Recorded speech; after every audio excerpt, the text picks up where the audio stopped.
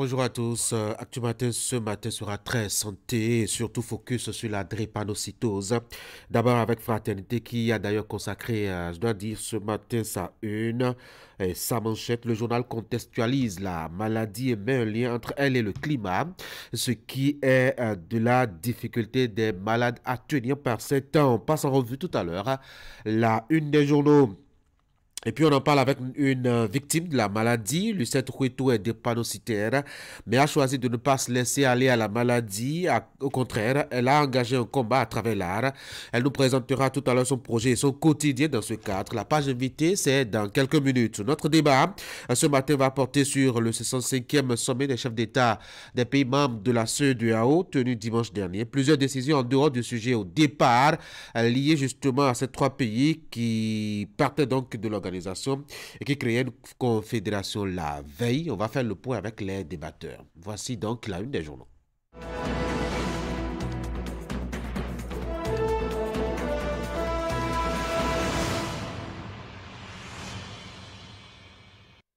Pour commencer, Fraternité, ce matin, saison des pluies, le calvaire des drépanocytaires, risque d'infection pulmonaire et respiratoire, le miel, un allié sûr, proclamation des résultats des examens de fin d'année, 73,74% de réussite au BEPC, une hausse de 4,53%, plus de larmes de joie que de tristesse. Avant la délivrance du bac, peur et impatience chez les candidats. Mise en place des structures de base, la section à Guégué du SINAPEB installée. Matin libre, CEDEAO, 65e session ordinaire de la conférence des chefs d'État. Talon, une absence, 1000 interrogations. Le matinal Anana béninois refoulé en France, ce qui est reproché à l'ex-DG de l'ABSA, et puis médiation des anciens présidents béninois de la crise Bénin-Niger. Soglo en avait parlé avec Talon, les confidences du porte-parole du gouvernement. Gaskiani Info, retrait des États sahéliens de la CEDEAO et cas de la Grande-Bretagne, la famine clignote. Le quotidien dans Sierra, la mort du détenu politique Radi Latif suscite des réactions. La conscience des justiciers interpellés. Et puis, décryptage info, recettes non fiscales dans l'UEMOA. Forte performance du Bénin au premier trimestre 2024. Passons maintenant à Dabarou. BPC session de juin 2024. Un taux d'admissibilité de 73,74% contre 69,21% en 2021. Et puis, rareté des pluies en Dali, la Cour royale déplore la divinité Bonakeri. Le grand quotidien Bénin, résultat des examens de fin d'année. Le BPC affiche un taux d'admissibilité de 73,74%. La délibération du bac, c'est pour demain. Le quotidien à l'Observateur Bénin, résultat du BPC 2024, 73,74% de taux de réussite au plan national. Le quotidien Le Meilleur, vente d'un gamin à 25 millions de francs CFA à Dogbo. Voici les faits selon le Vaudouron qui a alerté la police. Flash info pour finir. BPC session de juin 2024, 73,74% d'admissibilité, une hausse de 4,53% enregistrée par rapport à 2023. Et voici Fraternité pour la deuxième lecture. Saison des pluies, le calvaire des drépanocytaires, risque d'infection pulmonaire et respiratoire. Le miel est un allié sûr. Conseil ce matin Fraternité, puis proclamation des résultats des examens de fin d'année. 73,74% de réussite au BPC, une hausse de 4,53%, plus de larmes de joie que de tristesse. Avant la délivrance du bac, peur et impatience chez les candidats et puis mise en place des structures de base. La session à Guégué du SNAPEB a été installée selon le journal de Ménoté. Voilà donc pour ce qui concerne la une des journaux ce matin. L'actualité est largement dominée par la proclamation des résultats. Vous allez voir à la page 3 du quotidien le taux de réussite pour ce qui concerne le BPC cette année, 73,74%. Donc, c'est une hausse par rapport à l'année passée d'environ 4,53%.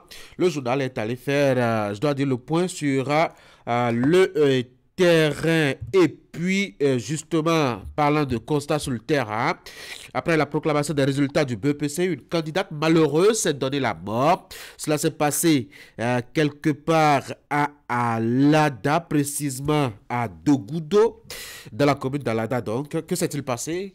Eh bien, Fraternité vous fait la relation. Et justement, parlant de mauvaises nouvelles ce matin, une autre qui nous vient cette fois-ci d'Avrancourt pour un présumé vol de vin de palme. Un homme, une quarantaine d'années environ, a été brûlé vif. Qu'est-ce qui s'est passé? Eh bien, le journal vous propose justement les détails liés à cet incident-là.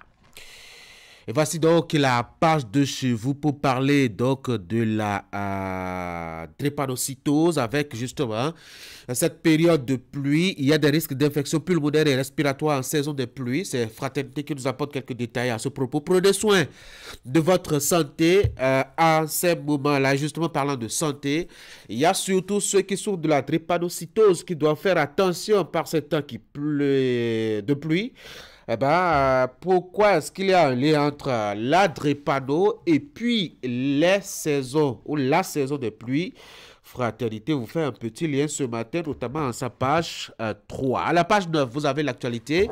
Je dois dire en inter, notamment sur le continent, avec le Sénégal, où la CEDEAO a désigné le président sénégalais Diomaye Faye pour faciliter un peu les discussions entre l'organisation sous-régionale et les pays de l'AES, les trois qui sont sur le départ. Achetez donc le journal et découvrez. Découvrez aussi ce rapport, le contenu de ce rapport de l'ONU sur la situation à l'est du Congo. Il n'y a qu'en dehors des forces armées rwandaises qui donnent un coup de main au mouvement M23 des rébellions, et ben, l'Ouganda aussi s'est permis donc quelques libertés à ce propos. En tout cas, Fraternité vous donne des détails à suivre dans Fraternité donc, dans le quotidien ce matin. Voilà donc pour ce qui est de quelques informations assez utiles à retenir dans la production de Fraternité ce matin. Achetez le journal, faites-vous livrer ou directement allez sur le site du quotidien et informez-vous convenablement. Allez, maintenant, on va passer au titre du bulletin d'information en attendant que Teddy Goudalo, le présentateur, s'installe. On va retenir que déjà, le fleuve Koufo sort de son lit. Les populations sont en détresse. Vous allez vous le constater à travers justement ces images. À Lalo, plus précisément, les champs de culture et les habitations sont envahis par les eaux, obligeant les riverains à dormir à la belle étoile. Les familles victimes de ce phénomène d'inondation appellent le gouvernement à l'aide. Et puis, en sport, la grande finale du tournoi Fair Play de Bodja de la commune d'Abomey-Calavi a enregistré Black Dean FC de Dekoumé, équipe championne de ce tournoi. C'est un score étriqué d'1-0 qu'elle a soulevé. C'est sur un score, étriqué d'1-0 qu'elle a soulevé le trophée en jeu. Et il y a des détails que nous vous proposons dans un instant. Voici le bulletin.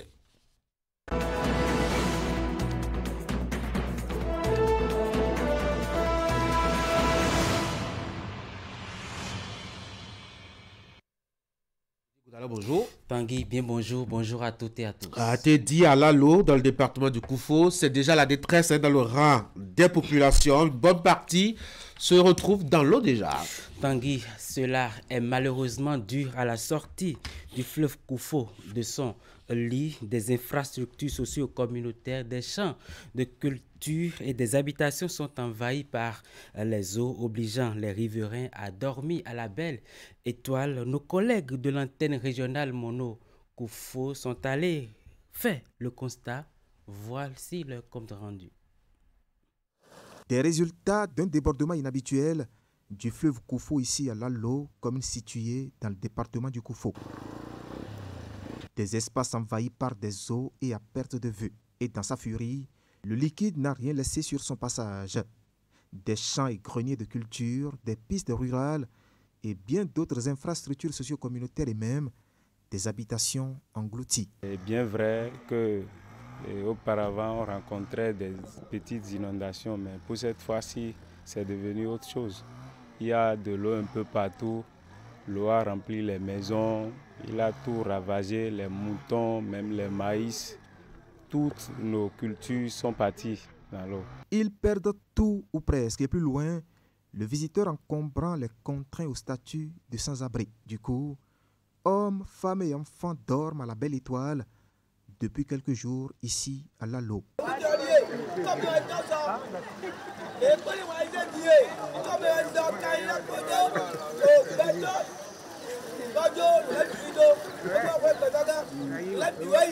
Au total, 7 arrondissements sur les 11 que compte la commune sont sous l'eau. Les sinistrés, eux, peuvent partager leurs sentiments de tristesse et de consternation avec les autorités. Ils sont venus leur dire d'être sereins. Demander aux autres de ne pas chercher à naviguer maintenant, à traverser le cours d'eau. Éviter de s'aventurer auprès des eaux. Et le message est constamment véhiculé au sein des populations qui cachent à peine leurs cris de détresse. Parce qu'il y a un peu de tout qui est parti. Comment les avoir ou alors jouir des besoins fondamentaux, c'est un grand problème, c'est le souci de la population. Et surtout afin de prévenir certaines maladies, nous sommes en saison pluvieuse, les maladies qu'on appelle le palud surtout, nous demandons toutes ces interventions sanitaires afin d'éviter le pire. En attendant, les populations sont exposées aux intempéries avec tous leurs biens qu'elles ont pu sauver de cette inondation. À côté des dortoirs de fortune qui longent les principales artères, les bonnes dames, elles, s'accrochent à leurs ustensiles de cuisine et en plein air. À l'instant, Narcisse Alossé et Florent Ndou, toujours dans le département du Koufo. En image cette fois-ci, la Ligue béninoise des droits des femmes poursuit sa tournée nationale de mobilisation. C'est bien sûr en image sur les violences basées sur le genre. Le week-end dernier, les responsables de cette organisation étaient à Dogbo, une étape où une séance de sensibilisation a été animée au profit des filles et les femmes de la localité. Suivez le compte rendu dans nos prochaines éditions avec Narcisse Alossé et Florent Ndou. Autre actualité, maintenant l'Union africaine évalue sa gouvernance des migrations en Afrique. C'est à la faveur de la réunion de renforcement des capacités des points focaux de l'Union qui se déroule depuis hier à Cotonou, une occasion pour évaluer et comparer le niveau de mise en œuvre des principaux cadres politiques et juridiques sur les migrations au niveau national et régional afin d'en mesurer les progrès et d'identifier les défis à relever. Reportage Idrissou Boukari. 3 jours pour renforcer la capacité des points focaux des États membres de l'Union africaine et des communautés économiques régionales sur la gouvernance des migrations en Afrique. Cotonou abrite cette importante rencontre qui se déroule à mi-parcours de la mise en œuvre du cadre de politique migratoire pour l'Afrique et son plan d'action 1998-2030. 2 documents essentiels qui seront examinés et adoptés au cours de ces assises. Les 2 documents qui nous rassemblent ici feront de sorte que, s'ils sont validés bien sûr, feront de telle sorte que l'Afrique et les Africains puissent davantage participer, disons, à cette nouvelle ère de la migration qui, qu'on le veuille ou non, comporte quand même beaucoup de défis. On a parlé tout à l'heure du problème un peu de maltraitance des migrants.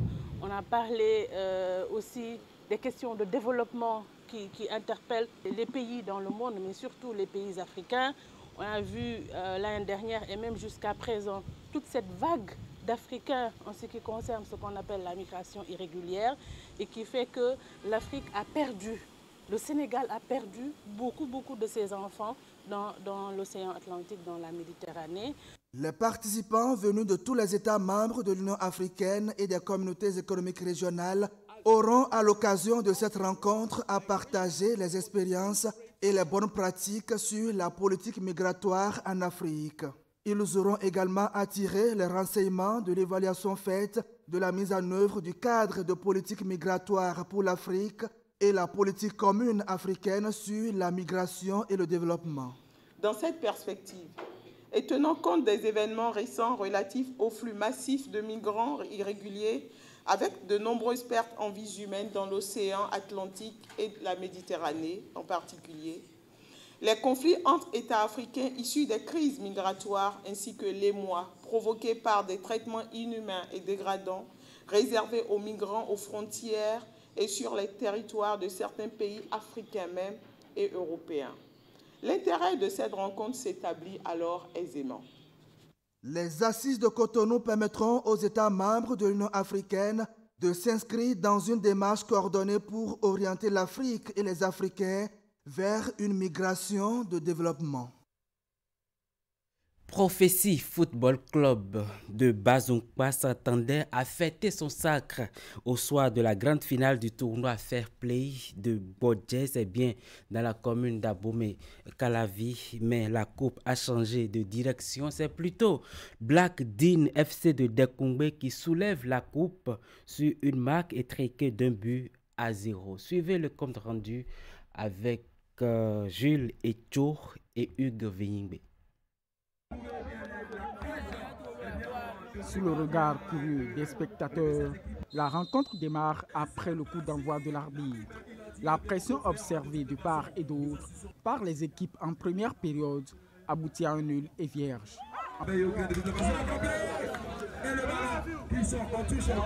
Au second acte, le jeu monte en intensité. Les cendres de Dekongbe acculent le camp adverse. Prophétie FC de Bazonkpa cède à la pression élevée quand le capitaine Nafiou Kassa déclenche une frappe et Étienne Zigan, voulant contrôler le ballon, marque contre son camp. Menés au score, les Oranges de Bazonkpa font des percées pour parvenir à l'égalisation.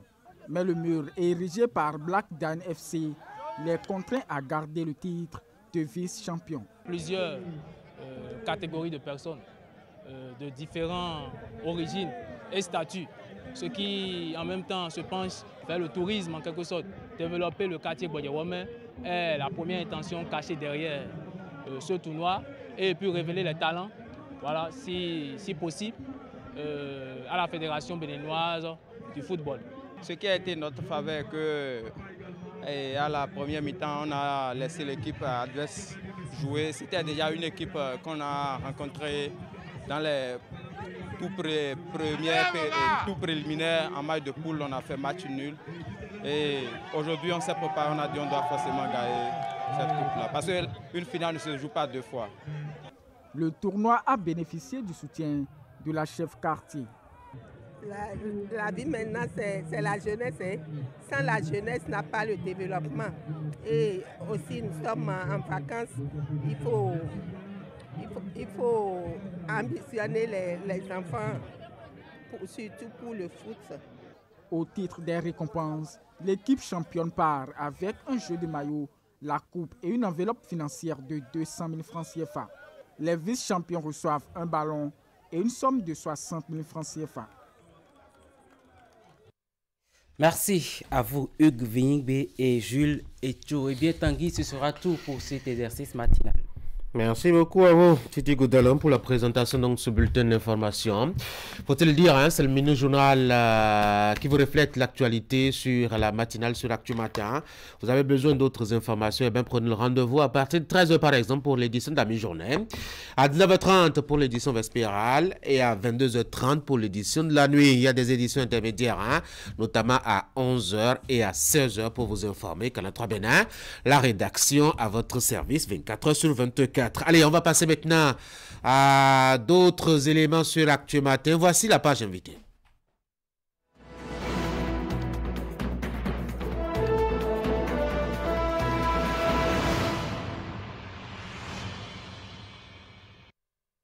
Et avant de vous présenter mon invité ce matin, je vous parle de ce qui nous attend pendant, je dois dire, nos moments de discussion. On va évoquer le 65e sommet des chefs d'État des pays membres de la CEDEAO. C'était le dimanche dernier. Ils ont eu à parler de beaucoup de choses, notamment relancer le débat sur la monnaie unique, l'éco. Avec ce deadline de 2027, on verra bien si les éléments sont réunis dans le contexte actuel après les incessants reports observés par le passé. On va parler aussi de cette reconduction de Bola Tinubu, le président nigérien, à la tête de l'organisation sous-régionale. Nos débats, c'est d'environ une trentaine de minutes. On n'en est pas encore là, hein? On est justement à l'escale invité. J'ai appelé pour vous ce matin Lucette Hueto, drépanocytaire et promotrice d'une activité justement de lutte contre cette maladie-là. Madame Hueto, bonjour. Bonjour, M. Tanguy. Bienvenue sur l'Actu Matin. Merci. Alors, il y a un regard, hein? Allons tout droit au but. Il y a un regard qu'on porte sur les personnes qui sont porteuses. Permettez-moi de faire cette répétition, cette affection. Mais en même temps aussi, on a quand même de plus en plus de communication autour de la maladie. Mais est-ce que le regard a changé quelque peu? Un tout petit peu, ouais? Je dirais. Mais pas de façon approfondie. Mais il y a quand même une certaine amélioration par rapport au sujet. Les gens vous acceptent maintenant? Ou les gens vous voient comme normal maintenant? Yeah. Ça, c'est encore à travailler. Ah oui? Oui. Est-ce que c'est pas parce que vous aussi, je dois dire, les familles, les personnes qui sont porteuses aussi sont un peu fermées sur elles-mêmes et ne parlent pas beaucoup? Si, effectivement, parce que la peur est toujours là de s'exprimer par rapport à la maladie, de s'affirmer, oui, je suis telle. Et pour ces raisons précises,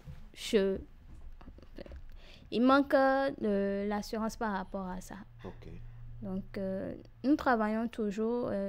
Il y a le côté psychologique, il y a quand même une certaine amélioration. La dernière fois, j'étais avec un docteur psychologue qui proposait ses services et qui accompagnait les malades, enfin, les personnes atteintes de cette maladie à s'accepter ainsi et voir la vie autrement. Donc, il y a quand même du travail et une certaine amélioration par rapport c'est déjà ça, le travail, s'accepter d'abord. Oui. J'ai l'impression que c'est difficile.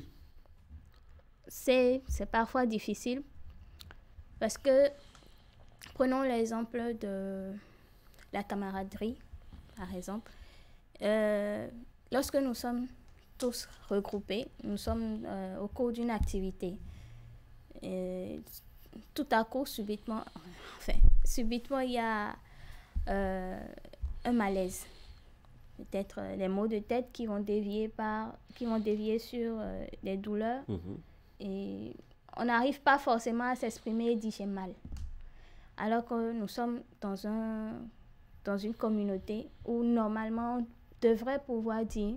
On doit pouvoir s'exprimer quand on a mal. Exactement. Et surtout avoir du secours. Oui. Est-ce que c'est pas parce que justement les gens manquent d'informations sur ça que parfois, même quand la personne fait une crise, on a du mal à lui apporter assistance? Oui. Les gens sont peu informés ou refusent d'être informés. Parce que comment est-ce qu'on peut refuser de s'informer? Oui, moi je dirais qu'on refuse parce que puisque les gens ne vivent pas forcément la situation, ils ne sont pas forcément aptes à accepter cela. Pour eux, avoir des douleurs, c'est peut-être juste des maux de tête. Les maux de tête, ça va passer. Ou peut-être un malaise. Pour eux, c'est que ça va passer d'un instant à l'autre.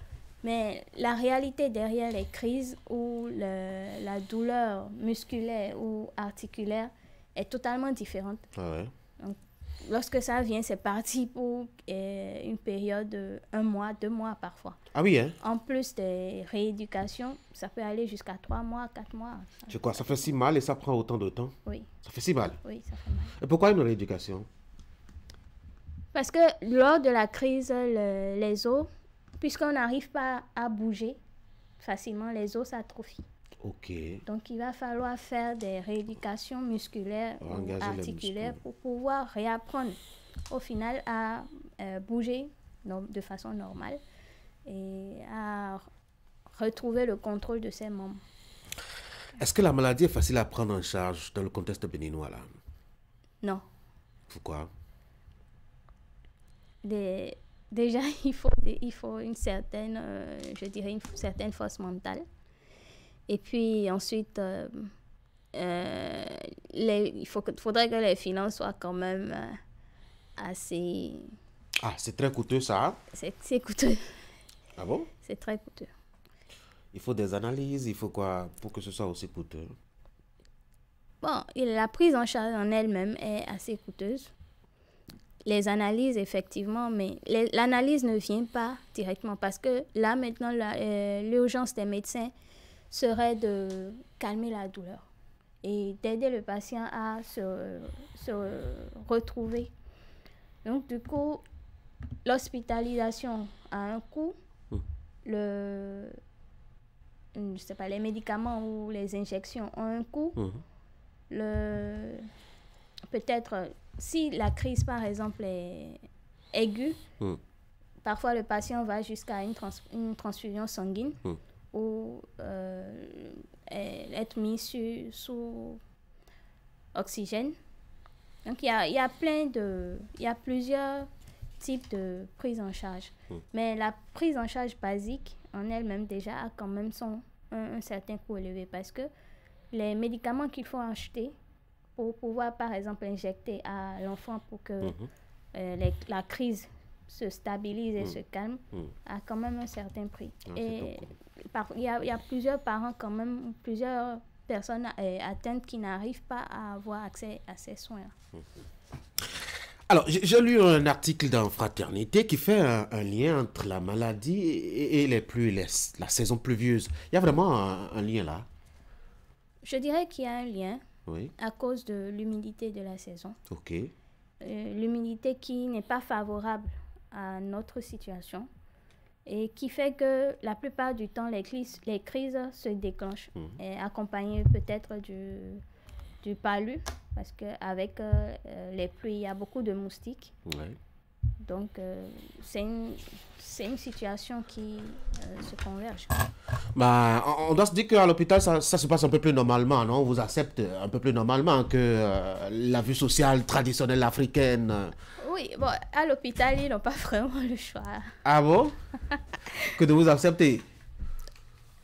Bon, moi, je dis les choses comme ça, mais disons que c'est parce qu'ils ont l'habitude. Ok, de voir tout ça passer. Ils sont habitués à voir ça, à voir cela, donc doit traiter les crises, des situations d'urgence. Est-ce que je dois dire, la médecine traditionnelle vous aide, a des solutions pour vous? Oui. Vous avez exploré? Oui, j'ai exploré. Quel genre de solutions? Les plantes, les racines. Et puis, il y a une certaine plante que j'ai découverte. Ok. Et qui ça guérit la maladie ou... Non, la maladie n'est pas guérissable. Ah, d'accord. Elle n'est pas guérissable, elle est à vie, mais avec les traitements aussi bien modernes que traditionnels, on a quand même la capacité de calmer quand même les douleurs ou de prévenir les crises sur un certain temps. En moyenne, les crises surviennent combien de fois par an comme ça pour quelqu'un qui est vraiment atteinte de façon chronique? Par exemple, moi, lorsque j'étais enfant, je faisais mes crises au moins tous les ans. Chaque année? Chaque année. Je faisais les crises chaque année, mais en grandissant, c'est passé de chaque année à tous les 2 ans. Tous les 2 ans. Ça va de mieux en mieux maintenant, non? Oui. De façon... On tient le coup, on essaie de ne pas avoir des crises. Qu'est-ce que ça fait de savoir qu'on a une affection qu'on doit porter toute sa vie? À un moment donné, on n'a pas le choix, on doit accepter. On accepte et on n'est pas forcément à l'aise avec. Le bien-être mental joue beaucoup, le bien-être affectif joue beaucoup. Et c'est vraiment un travail psychologique qu'on doit faire sur nous-mêmes pour pouvoir déjà, comme je disais tout à l'heure, nous accepter et accepter de faire face à la vie et de continuer notre chemin du mieux qu'on peut. J'imagine que la famille souffre beaucoup plus que vous-même. Oh, la famille souffrira.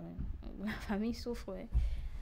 Eux, ils souffrent psychologiquement parce que ils nous voient dans un état critique, avec peut-être pas assez d'espoir pour que nous sortions de l'hôpital. Et nous portons les deux, la douleur psychologique et la douleur physique. Ça doit être difficile, ça. Et vous avez décidé, vous en tout cas personnellement, d'en parler de plus en plus. Vous avez initié, je dois dire, un projet à ce propos. De quoi est-ce que ça parle? Le projet en question parle de vernissage. Un vernissage, j'utilise mon côté artistique. Il faut dire que vous êtes auteur et dessinatrice aussi. Oui. Alors, je me suis dit pourquoi ne pas mettre cette compétence à service. Donc, j'ai organisé un vernissage, une collection de 10 toiles que je suis en train d'exposer un peu partout dans Cotonou. Et cette semaine, je ne prévois rien cette semaine. La semaine prochaine, ce sera au Scope. Et le but de l'événement ou de vernissage, c'est de pouvoir collecter des fonds. De pouvoir collecter des fonds qui seront redistribués à l'hôpital en question. Ça, c'est un projet un hôpital oui. Sur le territoire national, c'est ça? Sur le territoire national, l'ex-CPMI, enfin, l'hôpital qui prend en charge les personnes atteintes, et aussi d'accompagner des associations qui luttent contre contre la maladie. Ouais. Pour les encourager, pour nous encourager et pour donner quand même de l'espoir aux personnes atteintes de la drépanocytose et leur dire que rien n'est vraiment perdu. C'est vrai que nous luttons jour et nuit, quotidiennement, à chaque instant, en essayant de ne pas avoir mal, mais nous pouvons nous accrocher à nos rêves, à ce que nous avons envie de faire pour évoluer et vivre de façon tout à fait normale, hormis les petites défaillances de la santé. Depuis quand ça a commencé? Le vernissage, oui, le vernissage. Le vernissage a commencé le 19 juin dernier. Et ça, nous allons terminer le 19 juillet. Enfin, le 19 de ce mois. Et nous comptons faire une soirée caritative autour du 10 août prochain. Donc, mobiliser toujours les énergies. Hein. Est-ce que les gens contribuent déjà? Non, j'espère recevoir. Ça n'a pas commencé? Non, ça n'a pas commencé. Du moins, je n'ai pas encore lancé les ventes. Je n'ai pas lancé les ventes. Les tableaux seront vendus? Oui. Ok. Les gens s'intéressent? Les tableaux parlent de quoi concrètement? La nature, l'amour, la poésie ou la femme, ou je ne sais pas trop quoi. Moi. Vos tableaux parlent de quoi? Bon, les tableaux expriment l'aspect psychologique des personnes atteintes de la maladie, la façon dont ils voient le monde. C'est différent de comment est-ce que nous on voit le monde. Il est beau, il est... Oui, justement, il est beau, mais à des moments donnés, on le voit très lugubre. Ah bon? Carrément, hein? Un mot pour finir, Lucette Rueto. Oui. Un mot pour finir cet entretien.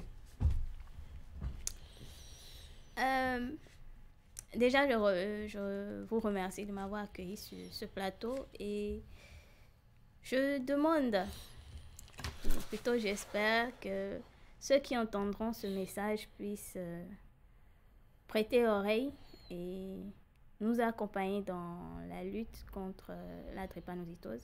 C'est vrai que c'est pas guérissable, mais avec un peu d'effort, on peut aider de façon psychologique afin que nous nous sentions mieux acceptés dans la société et par nous-mêmes également. Donc, merci beaucoup. Merci à vous aussi d'être passé par ici. Lucette Rueto, drépanocytaire et promotrice d'une activité pour lutter contre cette maladie, surtout porter un coup de main à toutes ces structures et personnes, ma foi, qui travaillent à réduire les peines de ces personnes porteuses de cette affection de malformation génétique. Bonne journée à vous. Merci. Bonne journée à vous aussi. Merci. Allez, mesdames et messieurs, voici les sports à présent.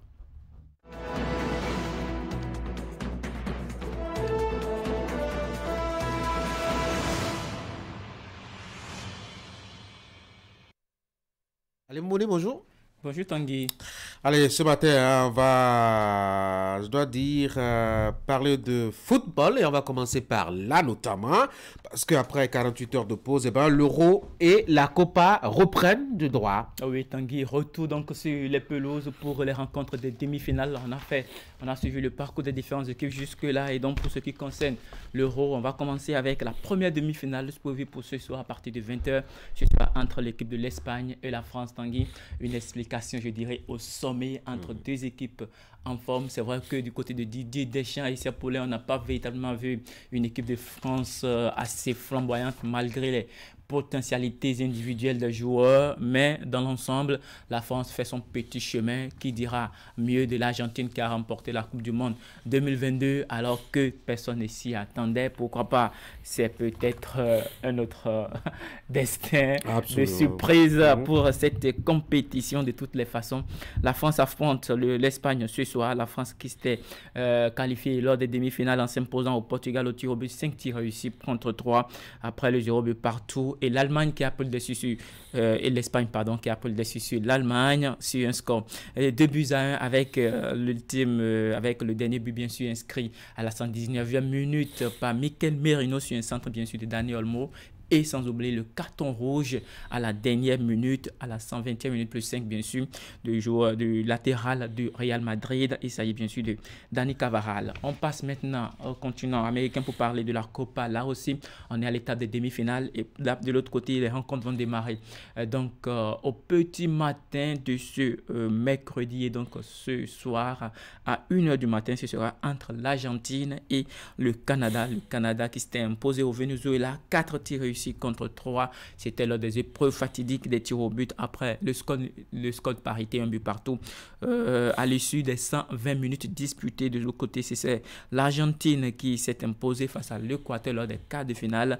4 tirs réussis également contre 2. À l'issue des épreuves fatidiques, bien sûr, des tirs au but, un but partout. C'était le score qui a sanctionné donc cette explication après le temps réglementaire. On se souvient bien sûr de ce Panenka qui est allé échouer sur la barre transversale du gardien de l'Équateur. C'était le Panenka bien sûr de Lionel Messi, mais néanmoins les Argentins font preuve d'un mental d'acier et finalement ce sont eux qui vont disputer les demi-finales de la Copa 2024. Allez, est-ce que on change en même temps rapidement, je dois dire, de discipline. On avait reçu par ici Ali Moumouni, les organisateurs de l'événement sportif La Route des Pêches à la marche. C'est bien cela qui, dans le cadre de la prochaine édition, ont annoncé leur participation à une marche au Ghana. Oui, Tanguy, mais avant, on va parler d'abord de l'actualité concernant les Jeux Olympiques.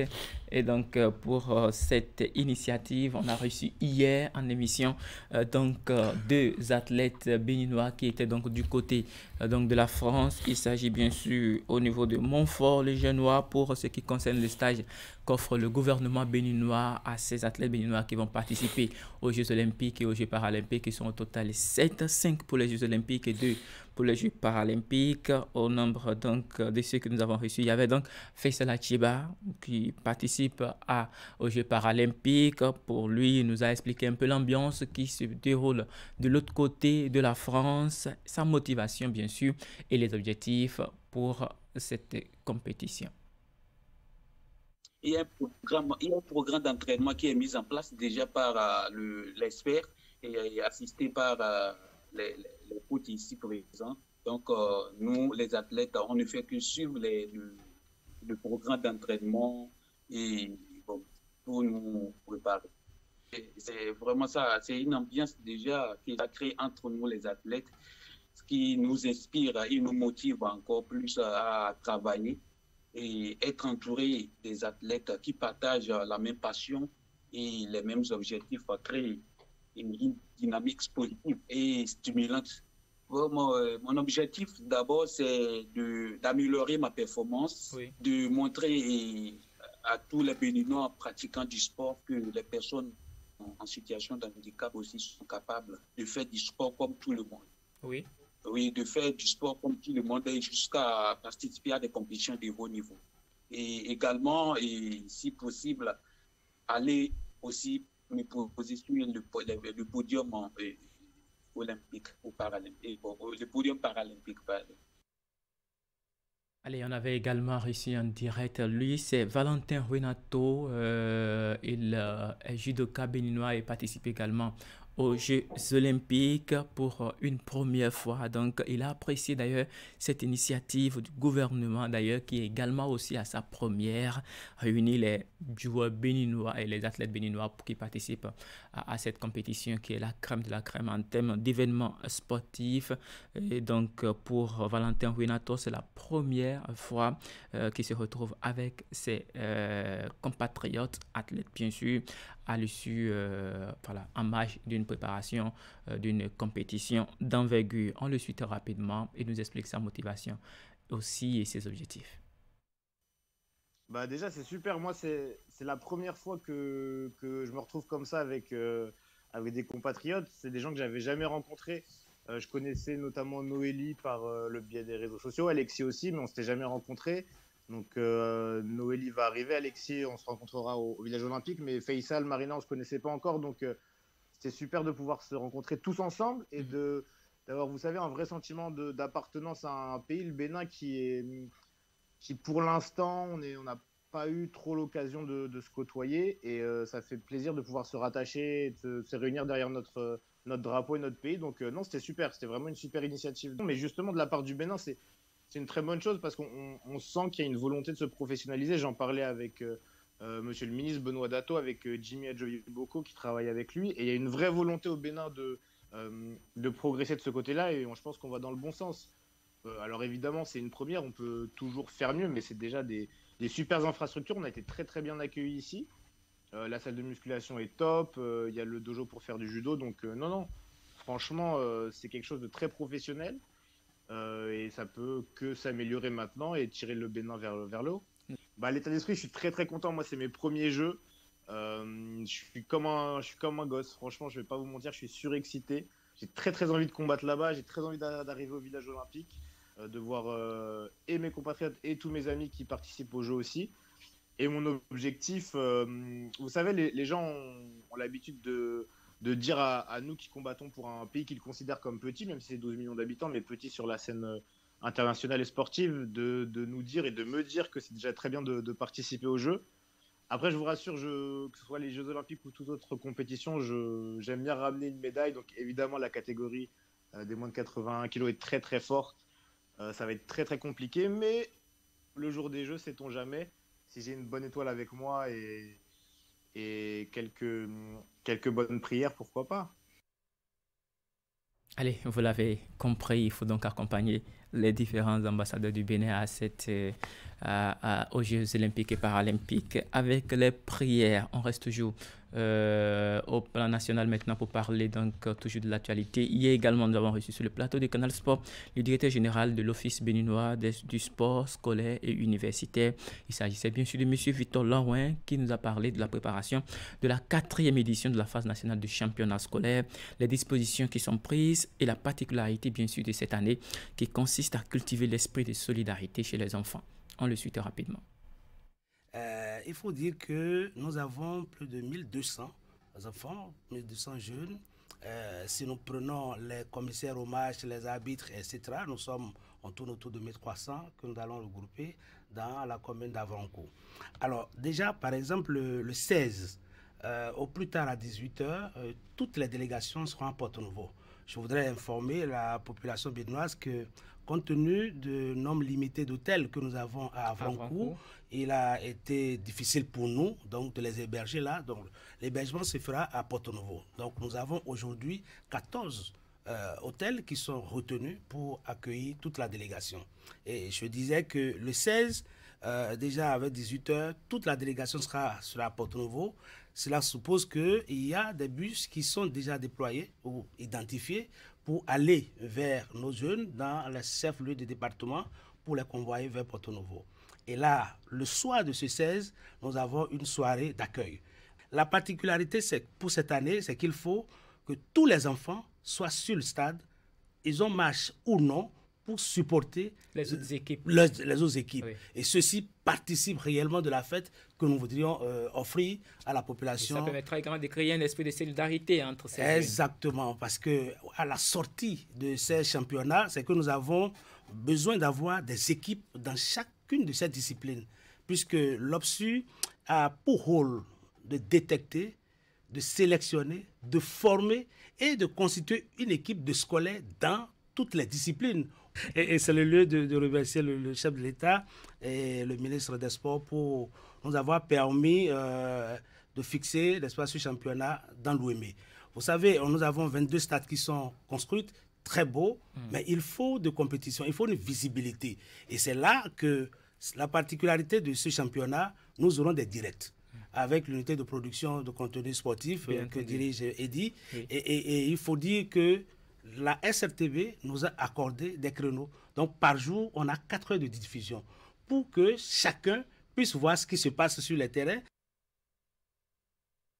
Allez, on va changer de discipline maintenant et parler donc volleyball avec la première phase du championnat national de cette discipline édition 2024 qui a connu son épilogue le week-end dernier. Au terme donc de cette première partie, les membres du bureau exécutif de la Fédération béninoise de volleyball ont tenu une conférence de presse pour faire le bilan du championnat à mi-parcours. Je vous propose ici un extrait du directeur technique national de la Fédération qui nous dit ce qu'on peut retenir bien entendu de cette première phase du championnat professionnel en termes du classement des différentes équipes et de leur parcours.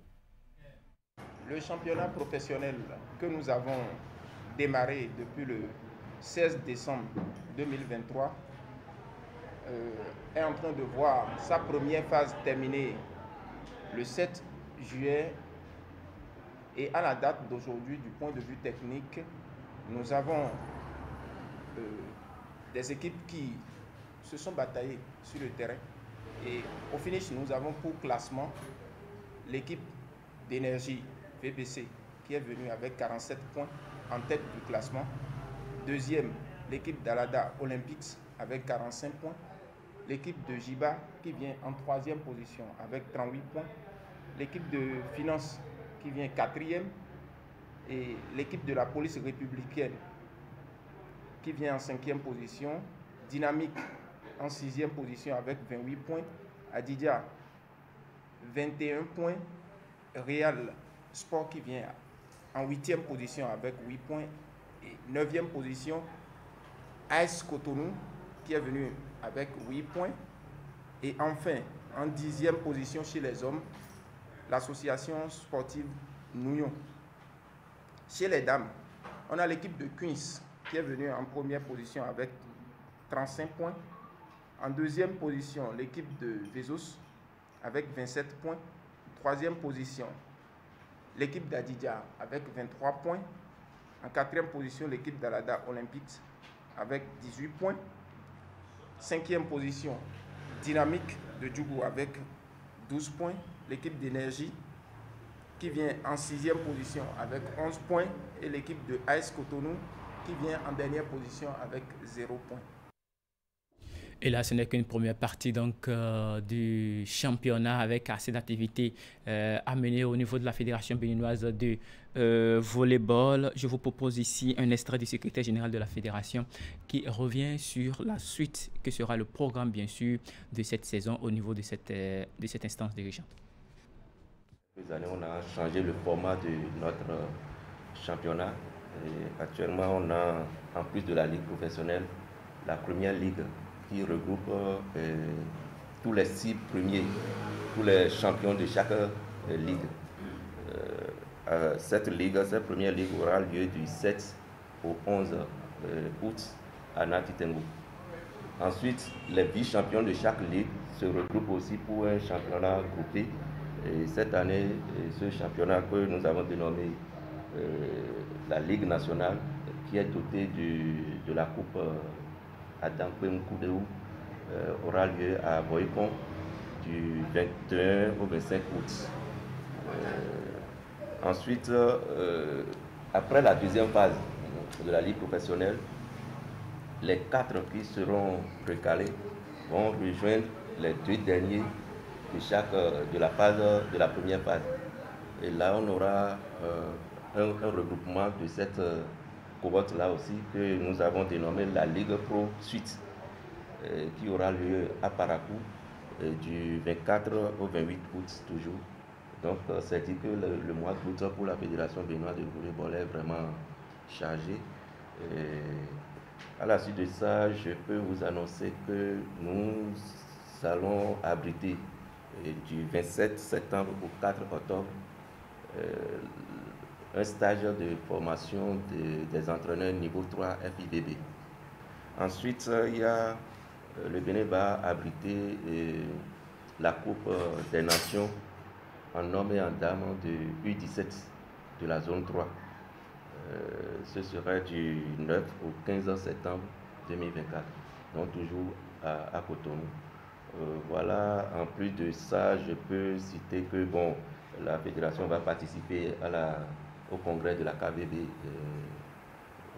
en ce mois même, je crois, au Maroc, et au congrès mondial en octobre au Portugal, je crois. Voilà. Allez, Tanguy l'annonçait tout à l'heure, l'événement s'était déroulé bien sûr au Ghana. Il s'agit bien sûr d'une initiative de sport de santé auquel on prépare les organisateurs de l'événement sportif La Route des Pêches à la Marche dans le cadre bien sûr de la prochaine édition. Ils avaient annoncé leur participation à cet événement donc à Accra. Cela s'est fait donc le samedi 6 juillet, donc le week-end dernier. C'est une initiative des Ghanéens de l'équipe El-Wak Fit Club qui était donc sur l'édition précédente de la Route des Pêches à la Marche. L'événement est intitulé The Annual Republic Day, qui veut dire simplement en français la journée nationale annuelle de la marche. Cette année, les activités sont déroulées autour du thème « Marchons ensemble pour les élections apaisées ». En anglais, ceci dit « Walking Together for Peaceful Elections ».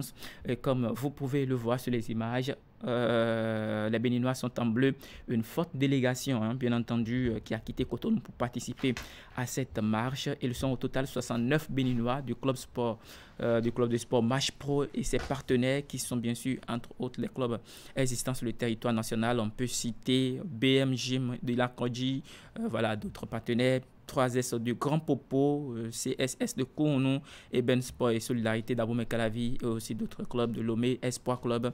Bien entendu, pour être précis, pour cette journée du samedi, les participants sont partis d'El-Wak Stadium, c'est bien sûr à Accra pour un tour de ville. Pour un tour dans la ville, bien entendu, démarré à 7h. Les marcheurs ont fini donc leur randonnée autour de 12h30, 12h30, donc soit environ 5h30 de marche.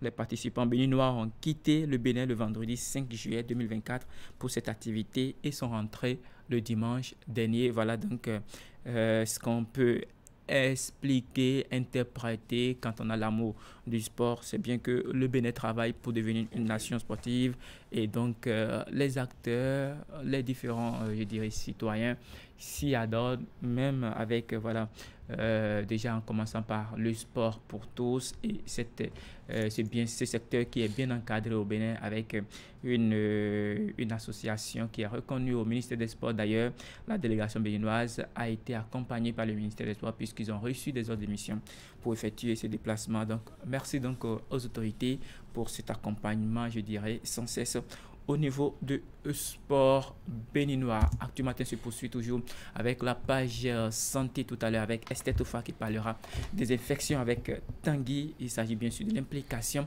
de la vache de demain. On en a besoin. Tanguy? Absolument. Allez, Momoni, pour l'heure, c'est la fin donc de la page sport avec donc le commandeur national ou le commandant national. Allez, Momoni, merci beaucoup pour le service de ce matin et à demain. Mesdames et messieurs, comme Ali l'a dit, voici Santé chez vous.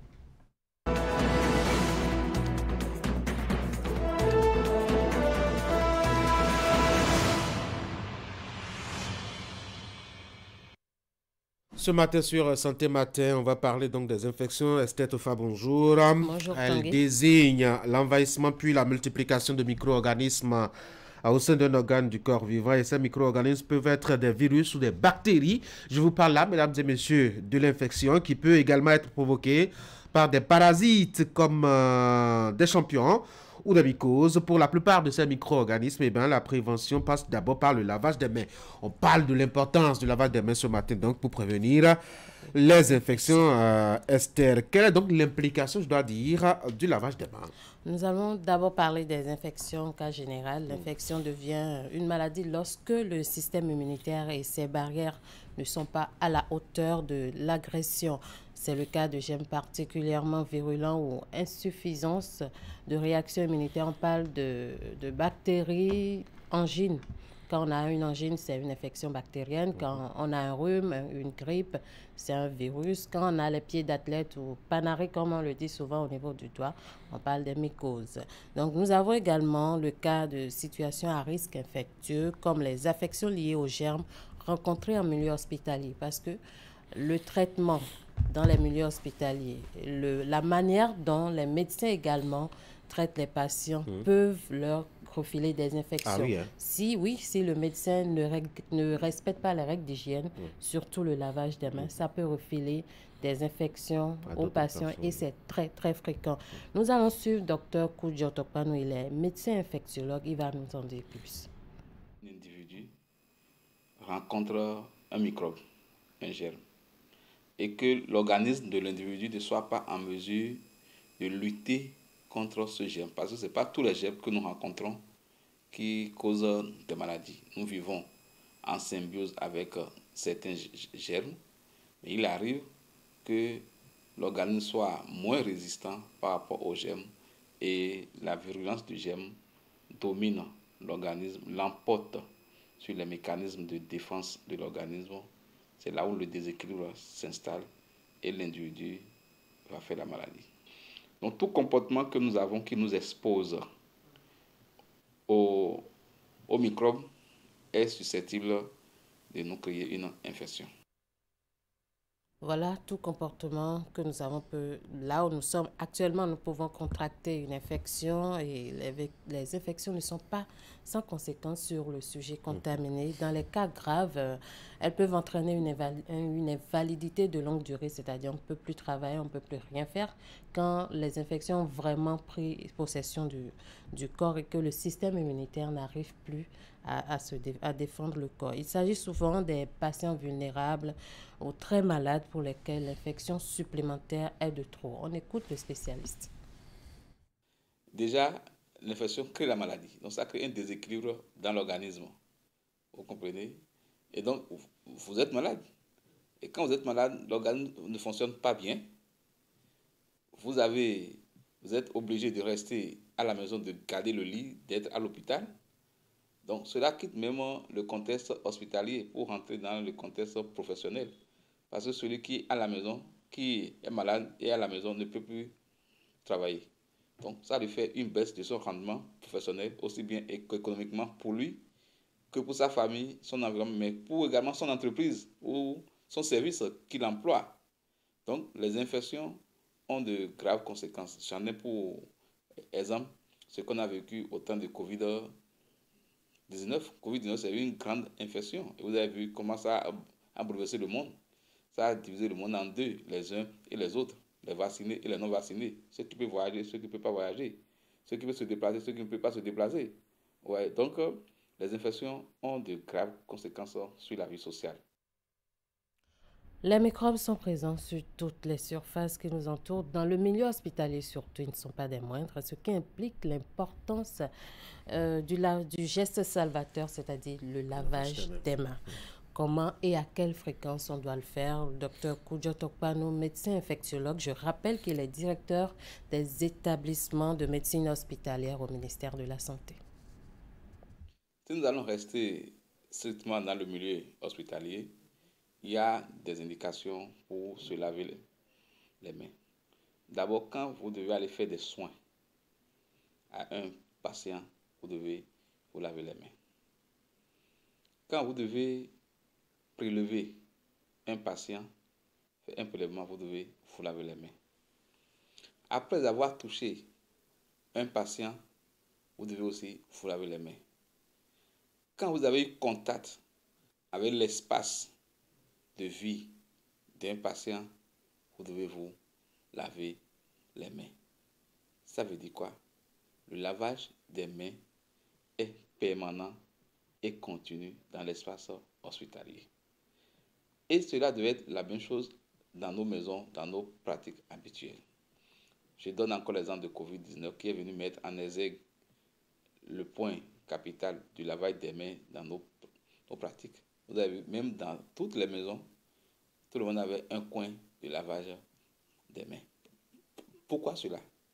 C'est parce qu'il est démontré qu'avec un lavage des mains bien fait, vous pouvez réduire la transmission des infections de 80%. Donc le lavage des mains, ou bien la main occupant une place importante dans la transmission, le lavage des mains également est un moyen de prévention très efficace et très fort. On a aussi vu qu'il ne s'agit pas, ou bien ce n'est pas seulement le lavage des mains à l'eau simple, non, c'est le lavage des mains à l'eau et au savon. C'est ça qui est efficace. Ou également l'utilisation de gel hydroalcoolique qu'on a très longtemps utilisé pendant Covid-19. On a constaté que chacun avait son gel dans sa poche. Mais après, quand on a déclaré que Covid-19 est parti, ces bonnes pratiques aussi sont parties également avec Covid-19. Nous devons rester vigilants pour rappeler l'attention de nous tous sur ces bonnes pratiques qui nous protègent contre les infections. Voilà, Tanguy, se laver les mains autant de fois que possible, surtout lorsque nos mains ont touché beaucoup de choses ou plusieurs personnes dans la journée. Les parents sont invités à inculquer ce geste aux enfants parce qu'en période de vacances, ils s'amusent beaucoup. Ils touchent à traînent tout. partout. Ils rentrent dans la maison, ils ne se lavent pas les mains, ils prennent juste le goûter, ils avalent, donc c'est très dangereux. Il faut que les parents veillent à ce que les enfants se lavent chaque fois les mains à l'eau et au savon surtout, parce que c'est un geste vraiment salvateur. C'était donc Santé sur Actu Matin. Merci Esther. Merci Tanguy. Bonne journée. Merci. Et à mardi. Oui. Mesdames et messieurs, on va marquer la pause maintenant.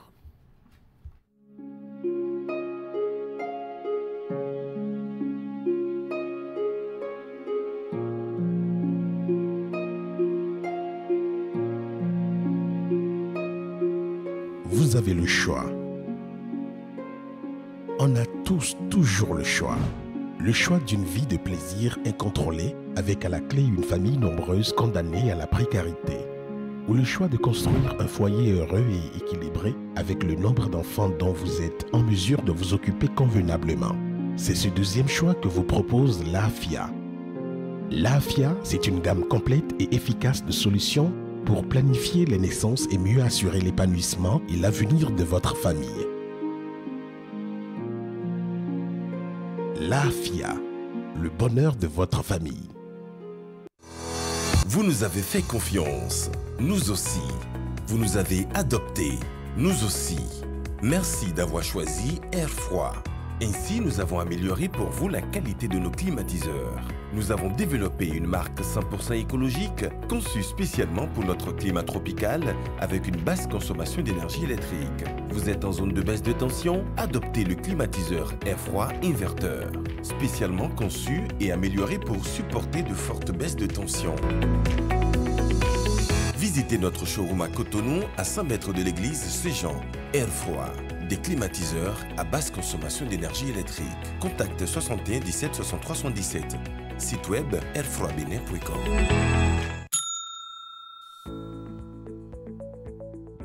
Coucou mes Warriors, alors je m'apprête à déballer ma nouvelle machine à laver achetée chez Mikem Technologies. On y va. Il s'agit du lave-linge Samsung, l'original 10 kg. Bon, à l'achat, le vendeur m'a dit que je n'aurais pas besoin d'un plombier pour l'installer. Et voilà. Alors, suivez la démo. Je raccorde le tuyau d'alimentation d'eau au robinet. Bon, là, j'ai deux options, le lavage à chaud ou le lavage à froid. Alors, à froid, cold.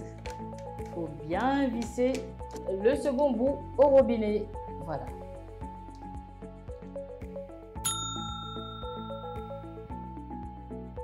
J'installe bien le tuyau d'évacuation.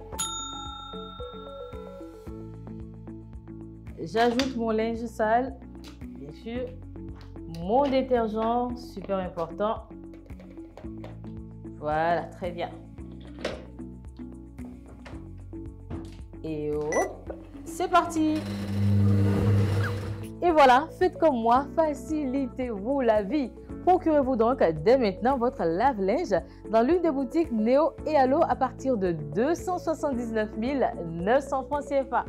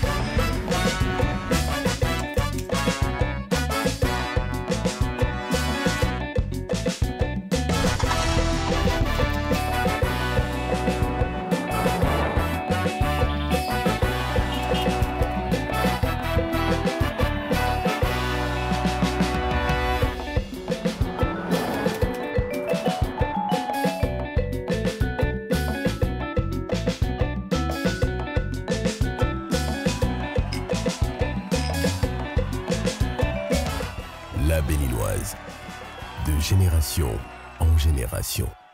Qualité Sobebra.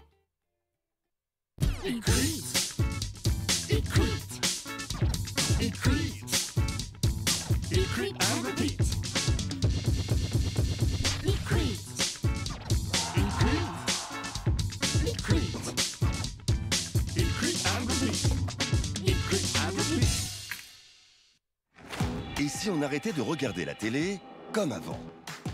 Canal+ présente le décodeur connecté. Un concentré de technologie pour une nouvelle expérience. Naviguez dans une interface fluide et immersive à la découverte du meilleur de la télévision. Plus de 50 000 programmes en replay et 300 chaînes en direct pour le plaisir de toute la famille. Prenez le contrôle du direct et revenez jusqu'à 8 heures en arrière. Grâce à la connexion Internet, gardez le signal même en cas d'intempéries. Nouveau décodeur connecté. Plongez dans la nouvelle expérience Canal+.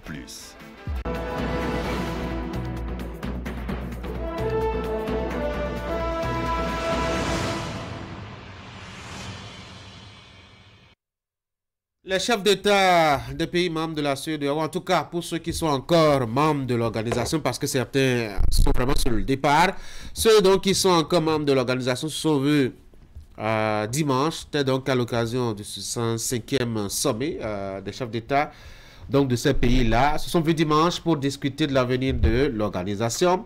Et entre autres actes posés, la reconduction du président nigérian à la tête de l'organisation, la redéfinition et la relance, je dois dire, du projet de monnaie unique pour la CEDEAO et bien d'autres choses. On va évoquer ces deux sujets-là pendant nos discussions de ce matin. William, bonjour. Eric, bonjour. Franck et Rich, bonjour tout le monde. Alors, on va commencer déjà par le tout premier acte assez visible et assez lisible. Bola Tinubu qui a été reconduit à la tête de l'organisation. Moi, j'ai été personnellement surpris. Quand on a vu un peu, je dois dire, le calme et le silence et surtout la difficulté que l'organisation a eu à faire entendre sa voix face à des crises comme celle du Burkina Faso, face à des crises politiques comme celle du Niger. Est-ce qu'il fallait s'attendre vraiment à ce qu'on reconduise Bola Tinubu à la tête de l'organisation, William? C'est un sentiment mélangé entre surprise et non-étonnement. Parce qu'en fait, il faut se souvenir du contexte de la session de Bola Tinubu à la tête de la CEDEAO. Il venait de devenir président. Ouais. Il était un prosélyte, gros néophyte à la tête de l'État, même si c'est un habitué au rouage. Voilà, on a des dit, questions. C'est un faiseur de roi devenu roi. Mais ce n'est pas la même chose que la CEDEAO. C'est comme Bassirou Diomaye Faye qui était à sa toute première session. En 100 jours de gouvernance, supposer que Diomaye Faye prenait peut-être le dessus ou le lead de la CEDEAO. C'est un événement comme celui-là qui était arrivé. Juste pourquoi? Parce que 400 millions d'habitants que nous sommes dans l'espace ouest africain, dans cette CEDEAO. Le Nigeria en a la moitié. L'hégémonie économique, l'hégémonie de cet État dans la sous-région était palpable. Et on avait envie de redéfinir les cartes, de remettre encore la présidence de la CEDEAO à un chef d'État nigérian, nouveau ou ancien soit-il, de sorte à stabiliser, à rabattre les cartes et à remettre les jeux à zéro à une certaine époque. Je pense qu'il ne l'a pas pu. L'objectif n'a pas été atteint parce que la crise nigérienne aura été la principale question. Et l'épine dorsale de cette crise a été la position de la CEDEAO, les interprétations faites à tort et à travers, les prises de position, notamment vis-à-vis du Niger, les sanctions, l'évocation d'une possible intervention armée, bref, les dévoiements successifs répétés de la CEDEAO sur cette question, ce qui a annihilé tous les autres efforts ou toutes les autres actions qui ont été faites. Parce que c'est sous Bola Tinubu que l'initiative régionale d'électricité sous-régionale à travers quelques pays, le Ghana, le Togo, le Bénin, tout ça a été inauguré ici à Cotonou, mais tout ça n'a pas pu être grand et vu comme tel, mesuré à sa juste valeur, parce qu'entre-temps, on s'est fourvoyé dans la crise nigérienne qui a été pour moi le gros échec, mais surtout ce qu'on retient le plus de ce mandat. Franck, je pense que c'est surprenant, mais ça peut se comprendre. Ça peut se comprendre lorsqu'on se met dans la dynamique de quelqu'un qui a commencé par, c'est vrai, ensemble avec ses pairs, commencé par gérer des situations dans la sous-région. Je veux parler des coups d'État et autres, surtout la crise du Niger. Et donc, on peut lui donner, on lui a donné la possibilité de poursuivre dans cette dynamique. Parce que tous ensemble, c'est vrai, nous prenons les décisions, mais il faut quelqu'un pour conduire, pour suivre et pour essayer d'aller plus loin. Je pense que, vu sous cet angle-là, on peut comprendre pourquoi les chefs d'État de la CEDEAO ont reconduit Bola Tinubu un peu pour dire restons dans la même dynamique jusqu'à ce que nous trouvions solution aux problèmes que nous traînons. La deuxième chose pour moi, c'est que, bon, celui qui devait succéder à Bola Tinubu, lui-même, il a dit qu'il souhaiterait que Bola Tinubu soit... Enfin, il s'est désisté, il a dit qu'il ne le voulait pas.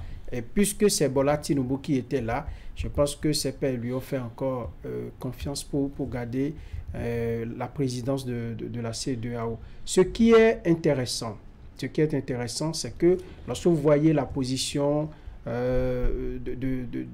du Nigeria aujourd'hui dans le Conseil des Nations, qui reste encore au niveau de la CEDEAO, le Nigeria garde toujours un poids, que ce soit sur le plan économique, que ce soit sur le plan géopolitique, et les décisions qui vont se prendre autour de Bola Tinubu, qui a évidemment un certain âge aussi.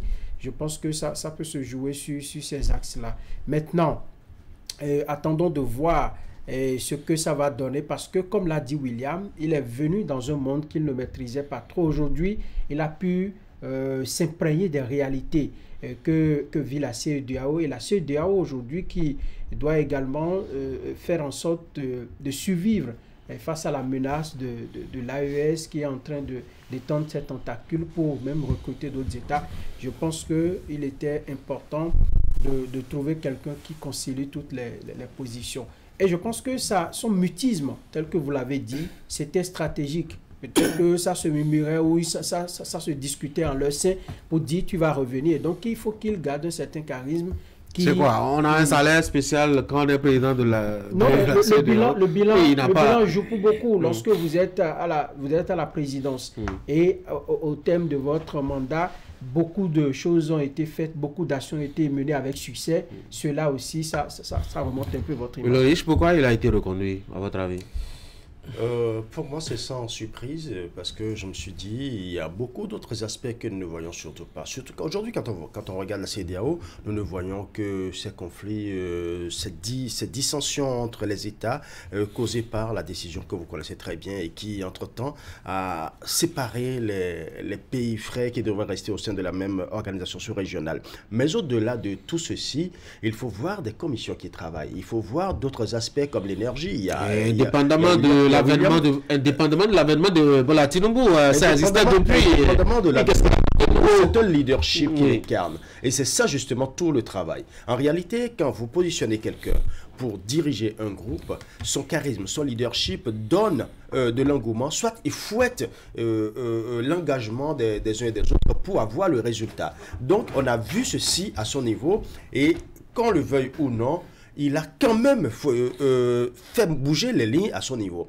Donc, si déjà on a eu quelques avancées à son niveau, parce qu'au-delà de tout, tout ce que le public voit, c'est la crise avec l'AES. Alors qu'au-delà de la crise, il y a eu beaucoup d'autres avancées. Il y a par exemple l'intégration sur-régionale. C'est vrai qu'il y a eu beaucoup d'efforts qui ont été faits à ce niveau. Et aujourd'hui, quand on regarde, quand on pèse la balance, il y a ce qui est plus vu par tout le monde et ce qui se fait en sourdine. C'est vrai qu'il n'y a pas la communication par rapport aux autres, puisque vous le savez très bien, en communication, quand il y a accident et qu'il n'y a pas mort, c'est qu'il n'y a pas événement. Mais quand il y a mort, il y a événement. C'est de la même manière que quand on regarde la CEDEAO, on ne voit que les taches d'ombre, les taches sales, les points noirs. Voilà. Donc c'est cet aspect-là que beaucoup ont gardé. Mais au-delà de tout, quand on regarde Tinubu, c'est quelqu'un qui a incarné une certaine vision pour l'institution, même si cette vision-là dénote aussi du point noir, parce que c'est sur lui qu'on doit reconnaître qu'il y a un engagement fort des chefs d'État pour attaquer, ou du moins c'est pour aller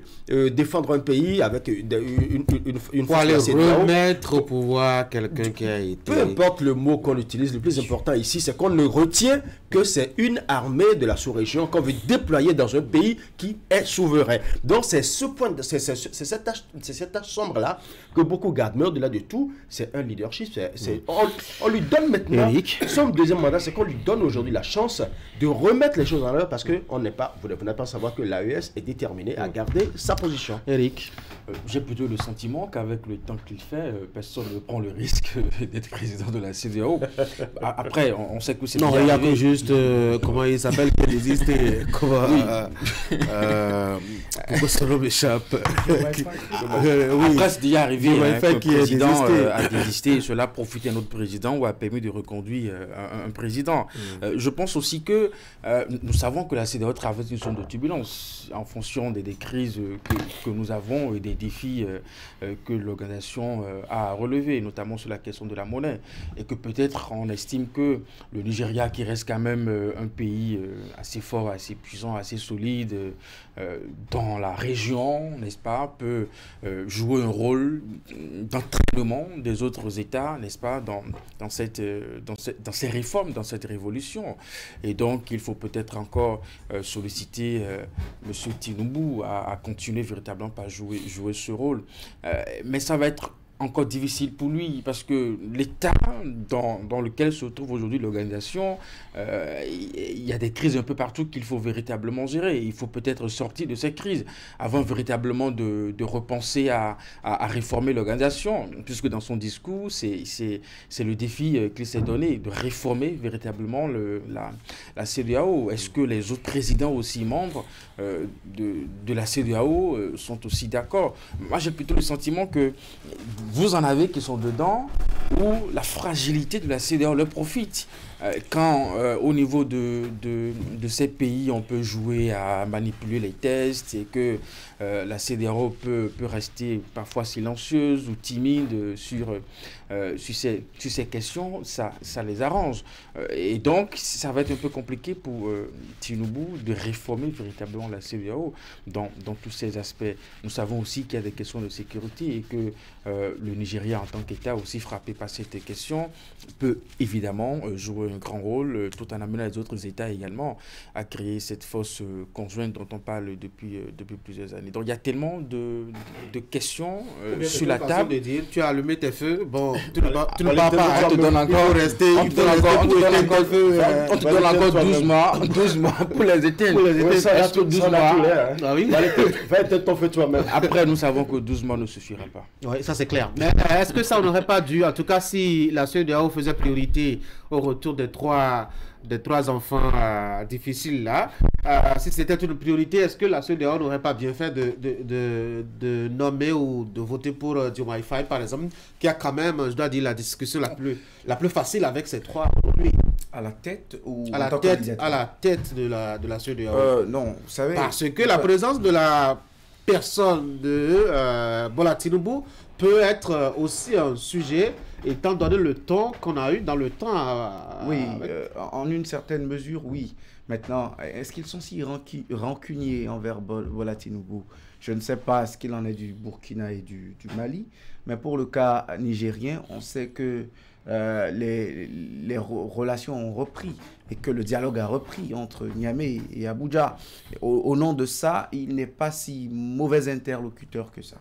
Mais à côté, Bassirou Diomaye Faye, c'est stratégique. Vous le connaissez dans son idéologie, dans son panafricanisme de gauche, sa façon de voir les choses. Au nom de ça, il ne prendrait pas le risque, 100 jours seulement après son accession à la tête de son pays, d'aller sur ses patates chaudes et au risque de se brûler les doigts. Donc c'est trop facile de critiquer, hein, oui, que d'aller au une charbon. évidence. Maintenant, ce n'est même pas la première fois qu'un président autour de son pays de gouverner la CEDEAO se désiste. Voilà, Tinubu est venu dans un contexte pareil à un désistement. Oui, et pourtant il a pris la main. Hein, il est venu à peine. Voilà comment il a pu gérer ou il a pu s'en sortir. On dira que c'est un concours de circonstances.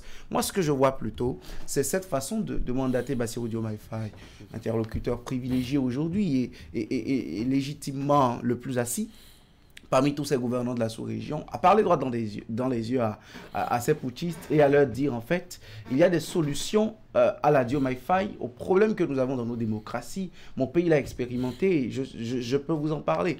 Faure Singbe, le toujours en demi-teinte, toujours blanc par endroits et noir par l'autre côté, est très proche de ces putschistes. Et cette coloration, cette bicoloration ou multicoloration lui a été de tout temps utile pour subrepticement se glisser auprès des putschistes et d'autres dissidents de la sous-région. Cela a marché avec les 46 soldats français. Cela a marché aujourd'hui avec Niamey et Ivoiriens, pardon. Cela a marché avec Niamey dans la crise bénino-nigérienne. Cela marche avec Ouagadougou aussi parce que le sud du Burkina est très miné, mais au nom des relations entre le Togo et le Niger, on exploite ce corridor pour pouvoir transiter, envoyer les produits à Niamey. J'en aurais fini quand je dirais que cette approche de ne pas prendre la tête de la CEDEAO, mais plutôt de surfer sur ces fibres et ces moyens dont disposent ces deux médiateurs,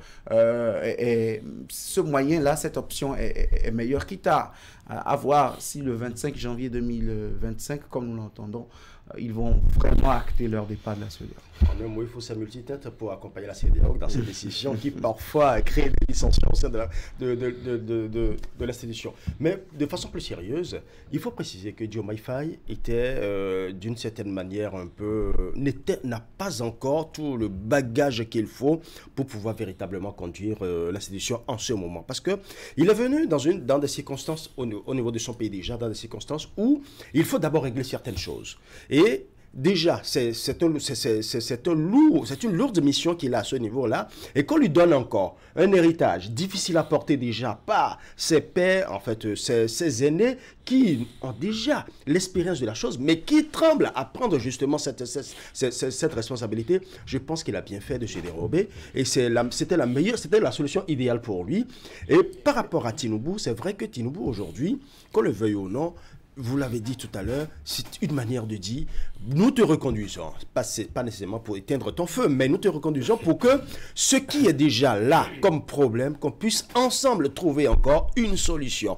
C'est une manière de lui dire, on te donne une chance pour te rattraper, parce que qu'on le veuille ou non, l'histoire retiendra que c'est sous Tinubu que les 3 autres pays ont décidé de partir. Donc ça fait partie de son bilan.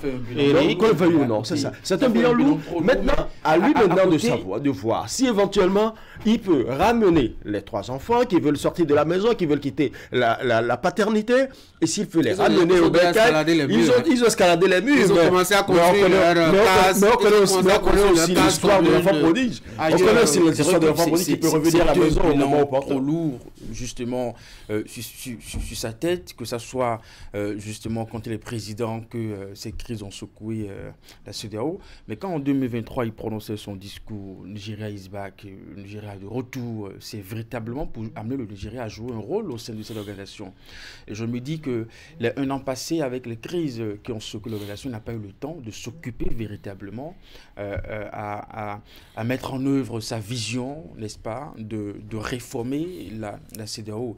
Il a sans doute aussi essayé de convaincre ses pairs à lui accorder une seconde chance pour que ce travail soit fait. Parce que si nous mettons de côté les crises, bon, la CEDEAO, ce n'est pas que les questions de crise. Vous avez des questions d'intégration, l'opérationnalisation de la question de la force commune. Vous avez tellement d'enjeux à l'intérieur de cette organisation. Tellement, comme par exemple... Et le Nigeria, qu'on le veut ou non, a un rôle à jouer, c'est 70% du PIB de la CEDEAO. Et donc, c'est assez stratégique que Tinubu reste à la tête de la CEDEAO et puisse continuer par dérouler son projet. Alors, il y a beaucoup de projets, comme vous l'aviez dit, notamment cette éternelle question, c'est pas quand est-ce qu'on va la résoudre, de la monnaie unique. J'espère qu'en 2027, ce sera la bonne.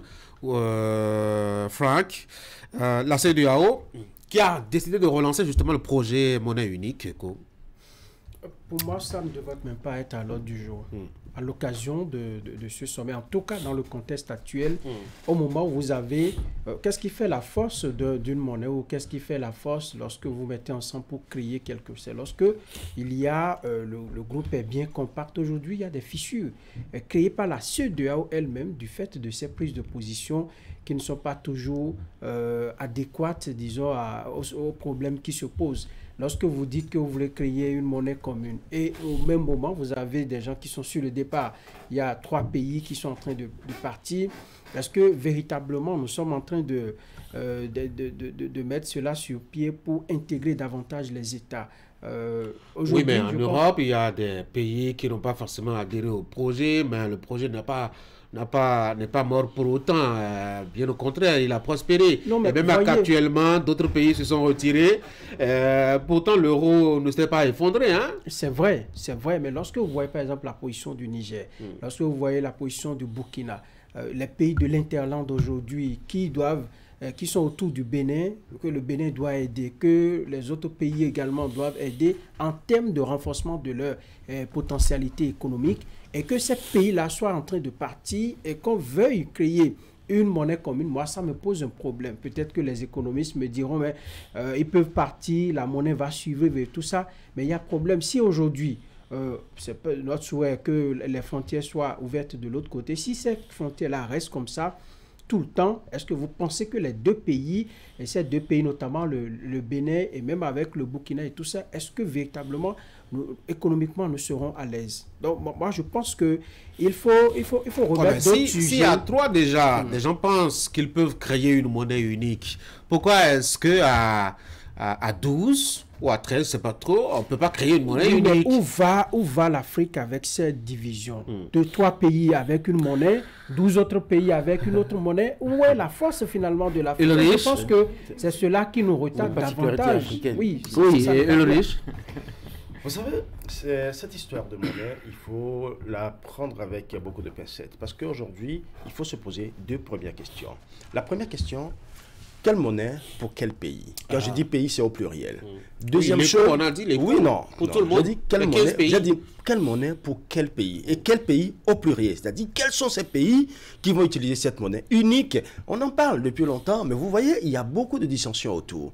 Deuxième aspect, quelle est la force de ces pays-là pour pouvoir contenir la monnaie unique? Nous avons vu déjà d'autres pays qui ont opté pour la monnaie unique. Le Nigeria est là, un exemple, on sait ce que c'est. Le Ghana est là, c'est un exemple, on sait ce que c'est. Des pays qui connaissent, Ces pays n'ont pas disparu depuis des pays qui connaissent des fluctuations de monnaie au jour le jour, presque au moins parfois 2 à 3 fluctuations en une même journée. Et aujourd'hui, vous voulez faire quelle monnaie? Et quand on sait que la CEDEAO, le soubassement de la monnaie CEDEAO, je veux dire précisément, on sait qu'il y a une puissance étrangère derrière. Cet écho qu'on veut créer, jusqu'à présent, ils ne s'entendent pas encore. Il y a des pays anglophones, il y a des pays francophones. Mais jusqu'à aujourd'hui, quand on parle de monnaie unique, est-ce qu'ils s'entendent déjà pour dire, oui, ensemble, nous sommes prêts pour cette monnaie économique? Mais là, pour quelle puissance qui va rester derrière? Est-ce que c'est sûr? Est-ce que ce sera Est-ce que s'il doit avoir forcément une puissance non, pour rester derrière? Non, mais tel que l'écho, pour l'instant, tel que l'écho pour l'instant, pour dire c'est notre monnaie et puis nous ne sommes pas dans une autre partie du monde. C'est ça le problème. C'est ça le problème. Notre monnaie également doit suivre une donnée. Doit aller sur d'autres marchés. Donc ça veut dire que jusqu'à présent, c'est un problème qu'on doit gérer. William, j'espère que vous avez demandé la permission à Alassane Ouattara pour faire le débat que vous faites. Bon ben, je sais pas, en tout cas. Au passage, il y a deux choses. La première, soit la CEDEAO sursoit à ce débat, se concentre sur le départ définitif ou non des trois, le temps de relancer la question de l'écho, ou soit on constate que la machine de départ est en cours, on y trouve des solutions qui sont en branle aussi, le temps que la CEDEAO poursuivre son train-train quotidien, poursuivre ses actions. Quand j'analyse les faits de cette façon, je me dis, est-ce que la menace de départ ou les initiatives concrètes, les actions de départ de trois pays doivent amener la CEDEAO à se taire sur les questions liées à son agenda, la force militaire, la monnaie unique, ainsi de suite, etc. La lutte contre le terrorisme. Je pense qu'on ne peut pas se taire et attendre forcément d'abord le retour des autres pays. Maintenant, quand j'ai dit ça, je me questionne sur la question de la monnaie unique. On a dit 2027, c'est vrai? On connaît Vous savez combien de fois ils ont donné de date? Dans le contexte là. Mais là, on a un Nigeria qui s'était énervé. On a un Nigeria qui avait pris le lead. D'ailleurs, même qui a le lead, on peut comprendre un peu, c'est une puissance économique de la sous-région, etc., qui s'était énervé avec les jeux de cache-cache et autres, pratiquement éhontés de Alassane Ouattara, qui a fait jouer la monnaie, il faut le dire assez clairement. Aujourd'hui, on a le retour du Nigeria à la tête de l'institution. On peut se dire qu'on va faire un petit pas en avant. Je l'espère. Parce que, souvenez-vous de cette première échéance 2022, Boari, si je ne me trompe, était à la tête de très la fâché contre la démarche ivoirienne. Oui, il y a ce bloc anglophone contre le bloc francophone. Le bloc francophone a déjà l'acquis de la monnaie presque unique avec les pays de l'UEMOA, plus la Guinée-Bissau, qui font partie de 8 de l'UEMOA, contrairement au bloc anglophone qui est fait de différentes monnaies, de différentes devises dans ces États-là. Et là-dessus, l'arrimage par rapport à l'euro, qui est le grand souhait de ces grands messieurs de la BCEAO devenus nos gouvernants dans le monde francophone, on n'entend pas de cette oreille dans le monde anglophone. Et quand le Nigeria fait la moitié de votre marché, quand ça fait 70% de votre PIB, et que vous voulez arrimer une monnaie à l'euro, eux, ils ne l'entendent pas de cette oreille. C'est tout ça qui a posé le problème appelons les choses par le nom, de la trahison de la première monnaie éco, notamment encore retrouvée au niveau de l'UEMOA. On a voulu créer une monnaie de l'UEMOA pour freiner ce processus d'intégration. C'est quand même terrible pour notre marché. Mais une chose est claire, aller vers la monnaie unique, c'est travailler au retour des trois pays sahéliens aujourd'hui. Parce que nous avons opté pour la monnaie unique, parce que nous avons fait un diagnostic selon lequel nos économies sont trop fragiles pour avoir leur monnaie à elles-mêmes. Il nous faut mutualiser nos efforts pour avoir des monnaies. Si en Europe, ils n'ont pas pu finir leur intégration sans l'intégration économique. Et surtout, quand nous nous souvenons qu'en 1975, quand nous allions à la monnaie unique et quand nous allions à la création de la CEDEAO, nous avons parlé plutôt de communauté économique d'abord. Pour nous, il est extrêmement important de mettre le cap sur cet agenda. Les boulots d'étranglement, levons-les un à un et qu'on fasse ce jeu de franchise pour une fois. Qu'est-ce qu'il faut régler comme préalable d'abord pour aller à cette monnaie? Comment on dit, on n'a pas dit que la monnaie sera créée demain. J'ai lu dans le communiqué final qu'il y a un comité de haut niveau qui a été donc créé et qui travaille à créer des modalités justement on est encore pour la création de haut niveau de cette monnaie. Oui, parce qu'il faut aller voir le niveau de chaque État. On s'était donné un rendez-vous pour 2020. on n'a pas respecté. Et c'est en 2024. Non, je pense que maintenant un comité de haut niveau. Je pense qu'à l'annonce de cette initiative, au niveau de chaque État, il y avait des dissensions. Nous avons traversé cette étape où des pays qui n'en voulaient pas. Mais je pense qu'aujourd'hui, quand vous lisez le communiqué final, il y a plus de convergence, de volonté d'aller véritablement vers cette monnaie que de divisions que nous avons observées par le passé. Il est demandé aujourd'hui à chaque État membre de pouvoir voir à son niveau les mécanismes, n'est-ce pas, qu'il faut mettre aux normes pour permettre véritablement à ce que cette initiative puisse véritablement prospérer. Et donc, il n'y a que la décision d'aller vers la monnaie, ça n'a pas changé. Et au niveau de la CEDEAO, chaque État membre, n'est-ce pas, à son niveau, est en train de faire un travail, n'est-ce pas, pour que le comité de haut niveau qui a été mis en place puisse formaliser les modalités pour qu'on puisse aller vers cette monnaie. Nous savons que c'est un long processus, n'est-ce pas? Et n'oublions pas que nous avons toujours revendiqué cette souveraineté monétaire dans notre espace, de pouvoir disposer de notre propre monnaie qui puisse nous permettre d'échanger, n'est-ce pas, que de passer par des puissances étrangères pour frapper notre monnaie. Et donc, je pense que il faut observer le déroulement de ce processus, véritablement. Moi, je pense que la CEDEAO doit cesser de jouer un peu à les chiens à bois, la caravane passe. Vous savez, on est dans cette situation aujourd'hui parce qu'on n'a pas su gérer, on n'a pas su, disons, utiliser le leadership même de la CEDEAO lorsque on voit, par exemple, dans certains pays, on voit les pas que posent les dirigeants, c'est-à-dire prêts à tripatouiller les thèses pour s'éterniser au pouvoir. On en parlera tout à l'heure. Voilà, on ne dit rien et puis on s'enfonce davantage. La CEDEAO, pour moi, a évoqué cette question-là pour montrer que, bon, au-delà de tout, ça va, on avance et tout. On ne peut pas laisser parce que le problème va rester là. L'attend un jour, ça va exploser.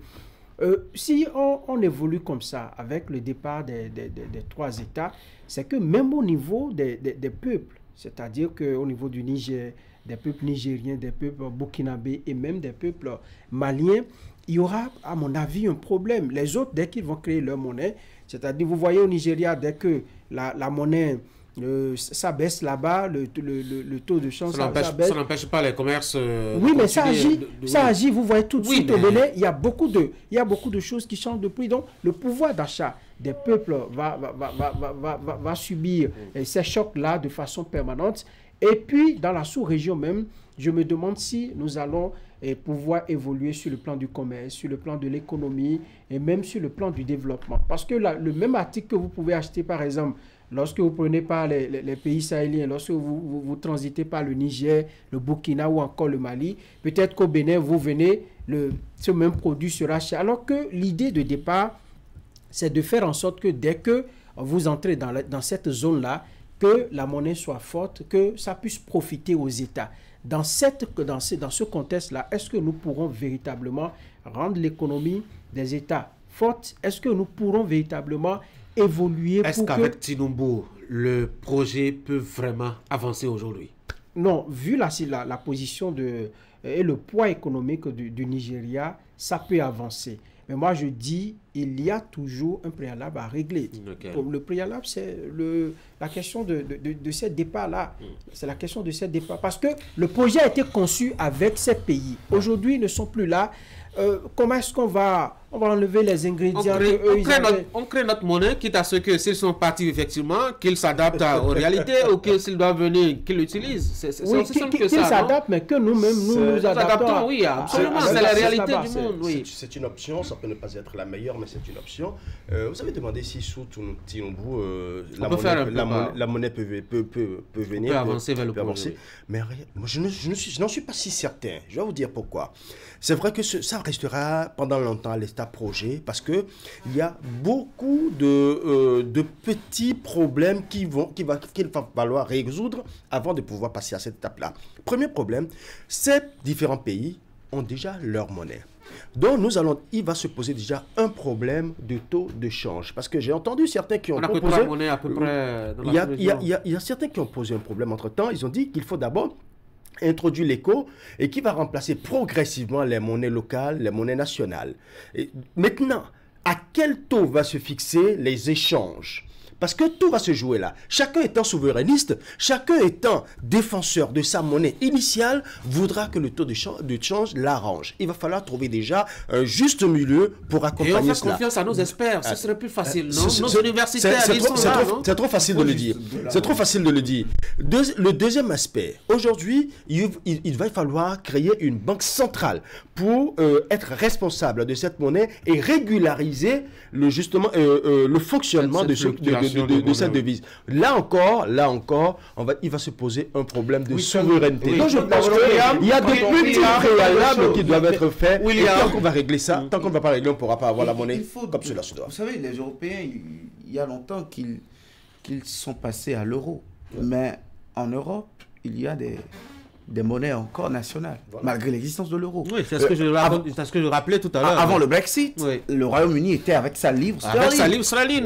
Avant le Brexit. Oui, ça n'a pas tué l'euro. Justement, il faut trouver le moyen d'abord d'avoir la volonté de le faire. Ce qui manque jusque-là pour moi, c'est la volonté. Ce sont les intérêts de nos gouvernants avec le CFA. C'est trop juteux pour qu'on passe à un système pour lequel, oui, on en est conscient, on sait que c'est très peu pour les intérêts de nos économies que pour les intérêts de ceux qui nous gouvernent et ceux qui sont ces messieurs France-Afrique. On va finir rapidement sur ce coup-là, oui. Moi, je dis qu'il faut la volonté selon laquelle il faut privilégier les intérêts de nos marchés. Parce que même au plan continental, nous pensons à la ZLECAf, à la zone économique de libre-échange. On a même oublié ça. Hein. Oui, et nous, dans notre sous-région, on n'est pas encore prêts.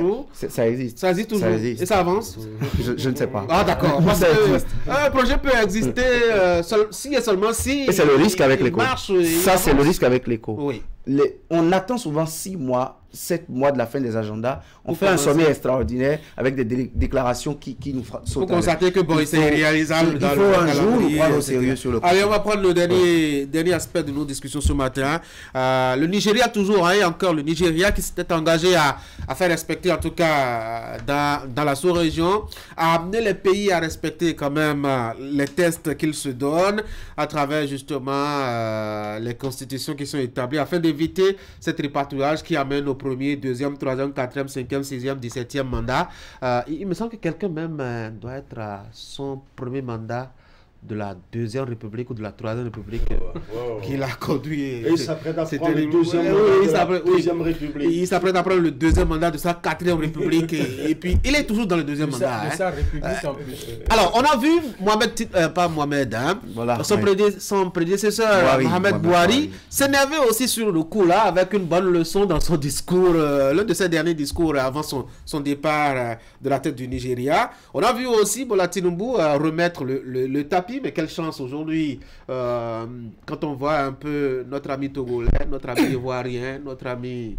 Bon, le Cameroun n'est pas de l'Afrique de l'Ouest. Oui, Franck. il est africain. Vous savez, j'ai comme l'impression qu'on joue aux hypocrites et on entretient une hypocrisie collective. Parce que ces chefs d'État, bizarrement, se retrouvent ensemble lorsqu'il y a sommet. Ils s'asseyent autour de la même table. Photos à la fin. Ils sont tellement jolis sur les photos. Lorsqu'on finit, on sort un communiqué et on dit, écoutez, nous allons faire respecter l'ordre constitutionnel, nous allons nous unir pour combattre le tripatouillage. Et le lendemain, dans son pays, le gars trouve le moyen de tripatouiller les tests. Et au prochain sommet... Si le Parlement a voté, qu'est-ce que lui, en tant qu'individu citoyen, il peut faire contre le Parlement? C'est ça le problème. Non, moi je pense même que... Je pense même que là où la CEDEAO n'a pas assez réfléchi même, je pense qu'il faut doser les choses au niveau de ceux-là qui font ces dérives-là. Plutôt que d'attendre que le feu soit allumé et maintenant de venir jouer au sapeur-pompier. Et mieux même, ils n'ont pas souvent le matériel pour bien jouer au sapeur-pompier. On lance des mots, ils viennent avec des bombes pour éteindre des feux. Et le protocole de Lomé, j'ai l'impression que personne n'en veut. Hein? Le protocole additionnel de Lomé, vous connaissez ma religion à propos de 2015, c'est que nous n'étions pas assez mûrs pour arriver à un protocole politique de cette envergure. Pour moi, l'intégration économique est un préalable à l'intégration politique d'un certain niveau, notamment pour de gros apprentis de la démocratie comme nous. Ce vent a commencé par souffler chez nous seulement dans les années 90. Au nom de ça et au nom de notre niveau de développement, même si beaucoup d'experts ne s'accordent pas là-dessus avec moi, j'ai fait beaucoup d'échanges à propos de ce sujet, mais pour moi, l'intégration économique est un véritable préalable en Afrique de l'Ouest. Maintenant, ça marche par endroits. Au Ghana, au Nigeria, au Nigeria, au Cap-Vert, on a même réussi au Nigeria à doser avec une alternance nord-sud, nord-sud. Oui, et puis bon, tribal et ethnique à la limite. Oui, ça évolue. Contre vents et marées, certes, mais on y arrive, on s'impose, je préfère ce verbe, on s'impose cette culture. Par endroits, ça ne marche pas. La dynastie Gnassingbé ne va pas quitter encore de sitôt avec la nouvelle constitution. La constitution, on a déposé les dossiers avec une constitution, on est allé voter avec une autre constitution, on est rentré dans une nouvelle république et ça aussi, la CEDEAO est venue, mais on n'en a pas parlé. On a fait plutôt une mission d'observation électorale. Il y a des super présidents dans la CEDEAO, il y a des présidents normaux, il y a des présidents qui sont des moins que rien, ou je sais pas qui on peut envoyer une armée de la à qui on peut envoyer une armée de la CEDEAO. Mais une chose est sûre, là-dessus, la CEDEAO n'a pas les moyens de l'imposition. Ah oui? Oui, la CEDEAO est financée majoritairement par des puissances étrangères. Et au nom de ça, la CEDEAO n'a pas les moyens d'imposer la démocratie ou, je ne sais pas, ce discours de la conférence de Bâle encore déguisé à nos gouvernants. Pour la question de la démocratie et des coups de force, moi je propose à la CEDEAO de déposer légèrement son tablier, de revoir même les accords. Un aveu d'impuissance carrément. C'est un aveu d'impuissance parce qu'ils sont impuissants là-dessus. Et pour l'intégration économique, on peut faire des pas sur les questions sécuritaires, on peut faire également d'autres pas. Est-ce que la CEDEAO peut vraiment arriver à imposer les 2 mandats constitutionnels à tout président qui prend le pouvoir dans l'espace ouest africain? Si nous commençons par la soutenir véritablement, puisque c'est notre organisation. Je pense que parfois, sa faiblesse, quand la CEDEAO fait preuve de faiblesse dans cette crise, on en rit, on estime que, oui, c'est la CEDEAO, il y a des crises sur lesquelles la CEDEAO essaye de bomber le torse, il y a des crises sur lesquelles la CEDEAO reste tranquille et puis tout ça. Quand vous voyez au niveau des pays membres et comment est-ce que à la tête de ces pays on mène la vie démocratique, n'est-ce pas? N'espérons pas meilleur au niveau de l'organisation, puisque c'est chaque pays pris individuellement qui fait l'organisation. Moi, je pense que si nous mettons un peu de sérieux dans le respect des principes et des valeurs de cette organisation au niveau de chaque État, nous pouvons réussir. Vous avez donné des exemples où le Nigeria, en matière d'alternance, qui est un exemple, le Bénin, le Ghana, ces pays ont réussi. Vous avez des pays qui, depuis des lustres, n'est-ce pas, ont fait le choix d'une dynastie à la tête de ces pays, et cela ne risque même pas de changer pour demain. Si la CEDEAO muscle peut-être sa voix ou son dispositif vis-à-vis de ces pays, nous serons encore les mêmes à trouver que la CEDEAO est en train d'exagérer, la CEDEAO est en train de faire ceci, la CEDEAO est en train de faire cela. Et c'est là finalement je nous demande qu'est-ce que nous voulons véritablement de cette organisation. On en fait des coups d'État un peu partout. La CEDEAO dit mais c'en est trop, mais prenons des mesures fortes, n'est-ce pas, pour que de notre espace, on ne puisse plus observer cette façon de venir au pouvoir. On a trouvé que la CEDEAO n'a pas pris les bonnes mesures, il ne fallait pas aller de cette façon. Ok, d'accord, on va rester tranquille, les coups d'État vont continuer, on va trouver que la CEDEAO reste toujours tranquille. Non, je pense que ce soit nous-mêmes, citoyens de ces pays membres, nous devons prendre conscience de ce que nous sommes responsables de ce que notre organisation est en train de devenir.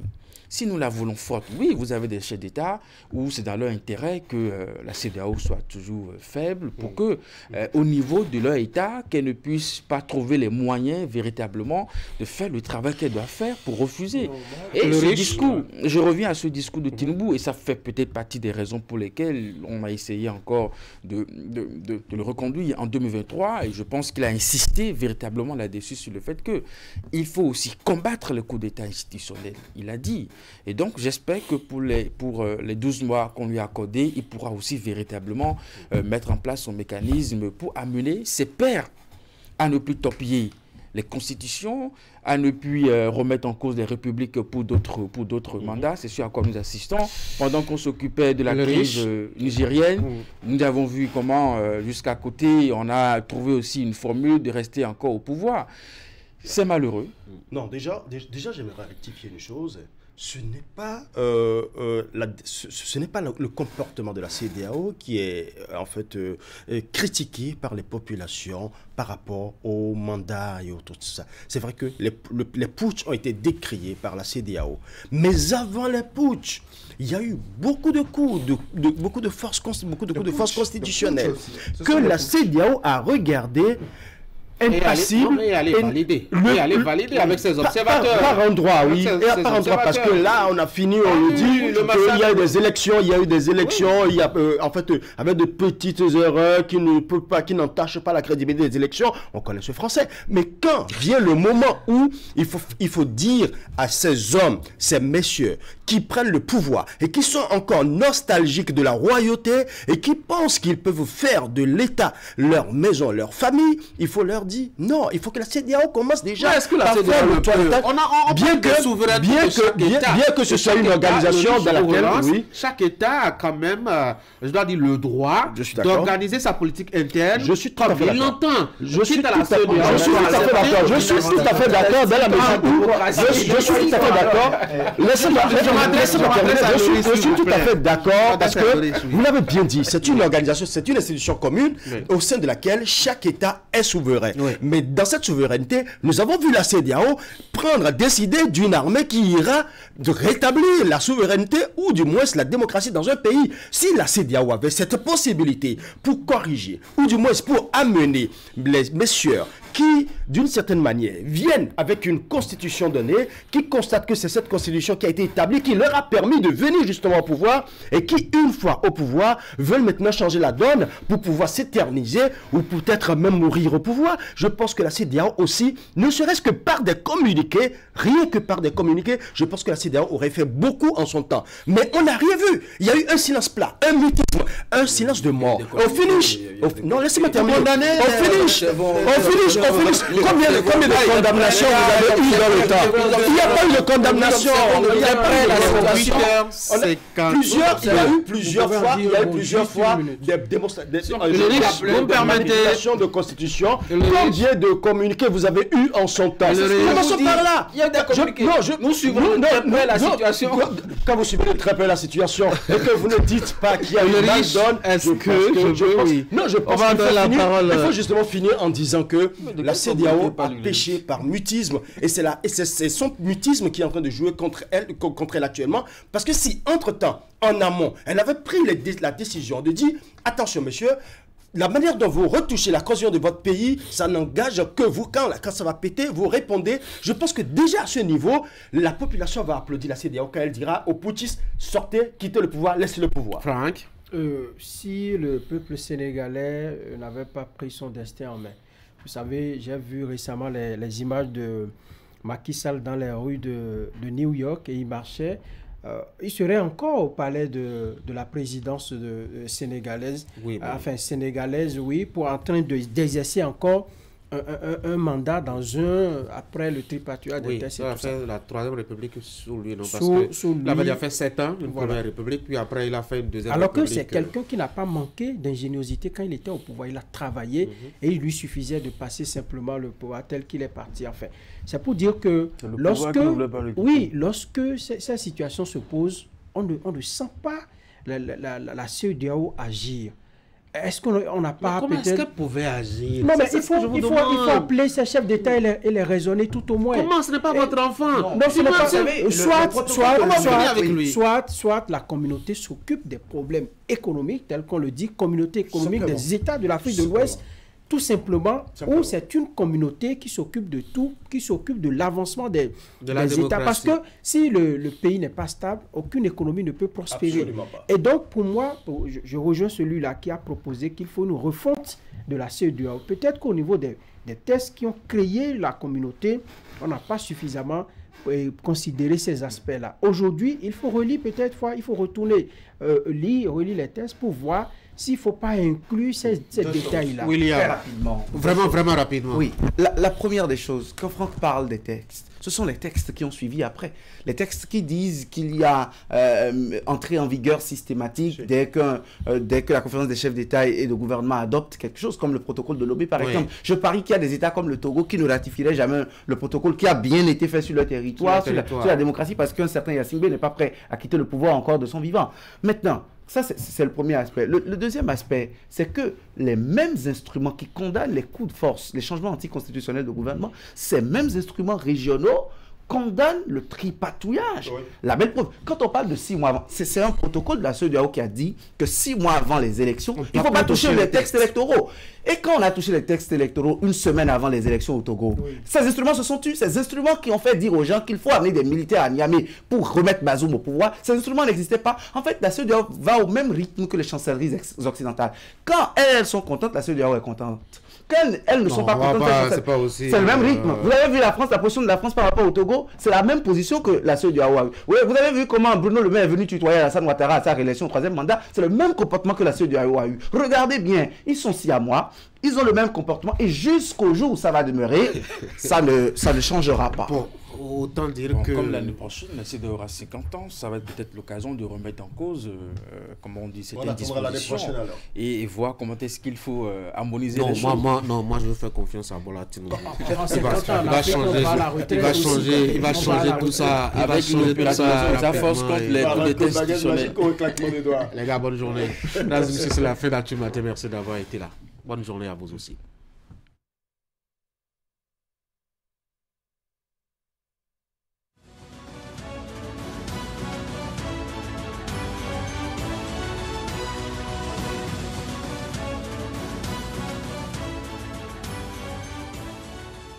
Bonjour à tous. L'éducation occupe ce mardi la manchette des quotidiens, même si la plupart des canards parus parlent aussi politique, économie, diplomatie, mais aussi société. En éducation, toutes les parutions publient ce matin les résultats du brevet d'études du premier cycle BEPC 2024. Sur la proclamation des résultats de cet examen, Fraternité informe qu'il y a eu 73,74% de réussite. Le journal de Ménotin ajoute que l'examen a enregistré même une hausse de 4,54%. Plus de larmes de joie que de tristesse se réjouit le quotidien. Sur le même examen, l'Observateur, l'emblème du jour, le matinal, Décryptage Info, les soleils levants confirment également le même taux de réussite.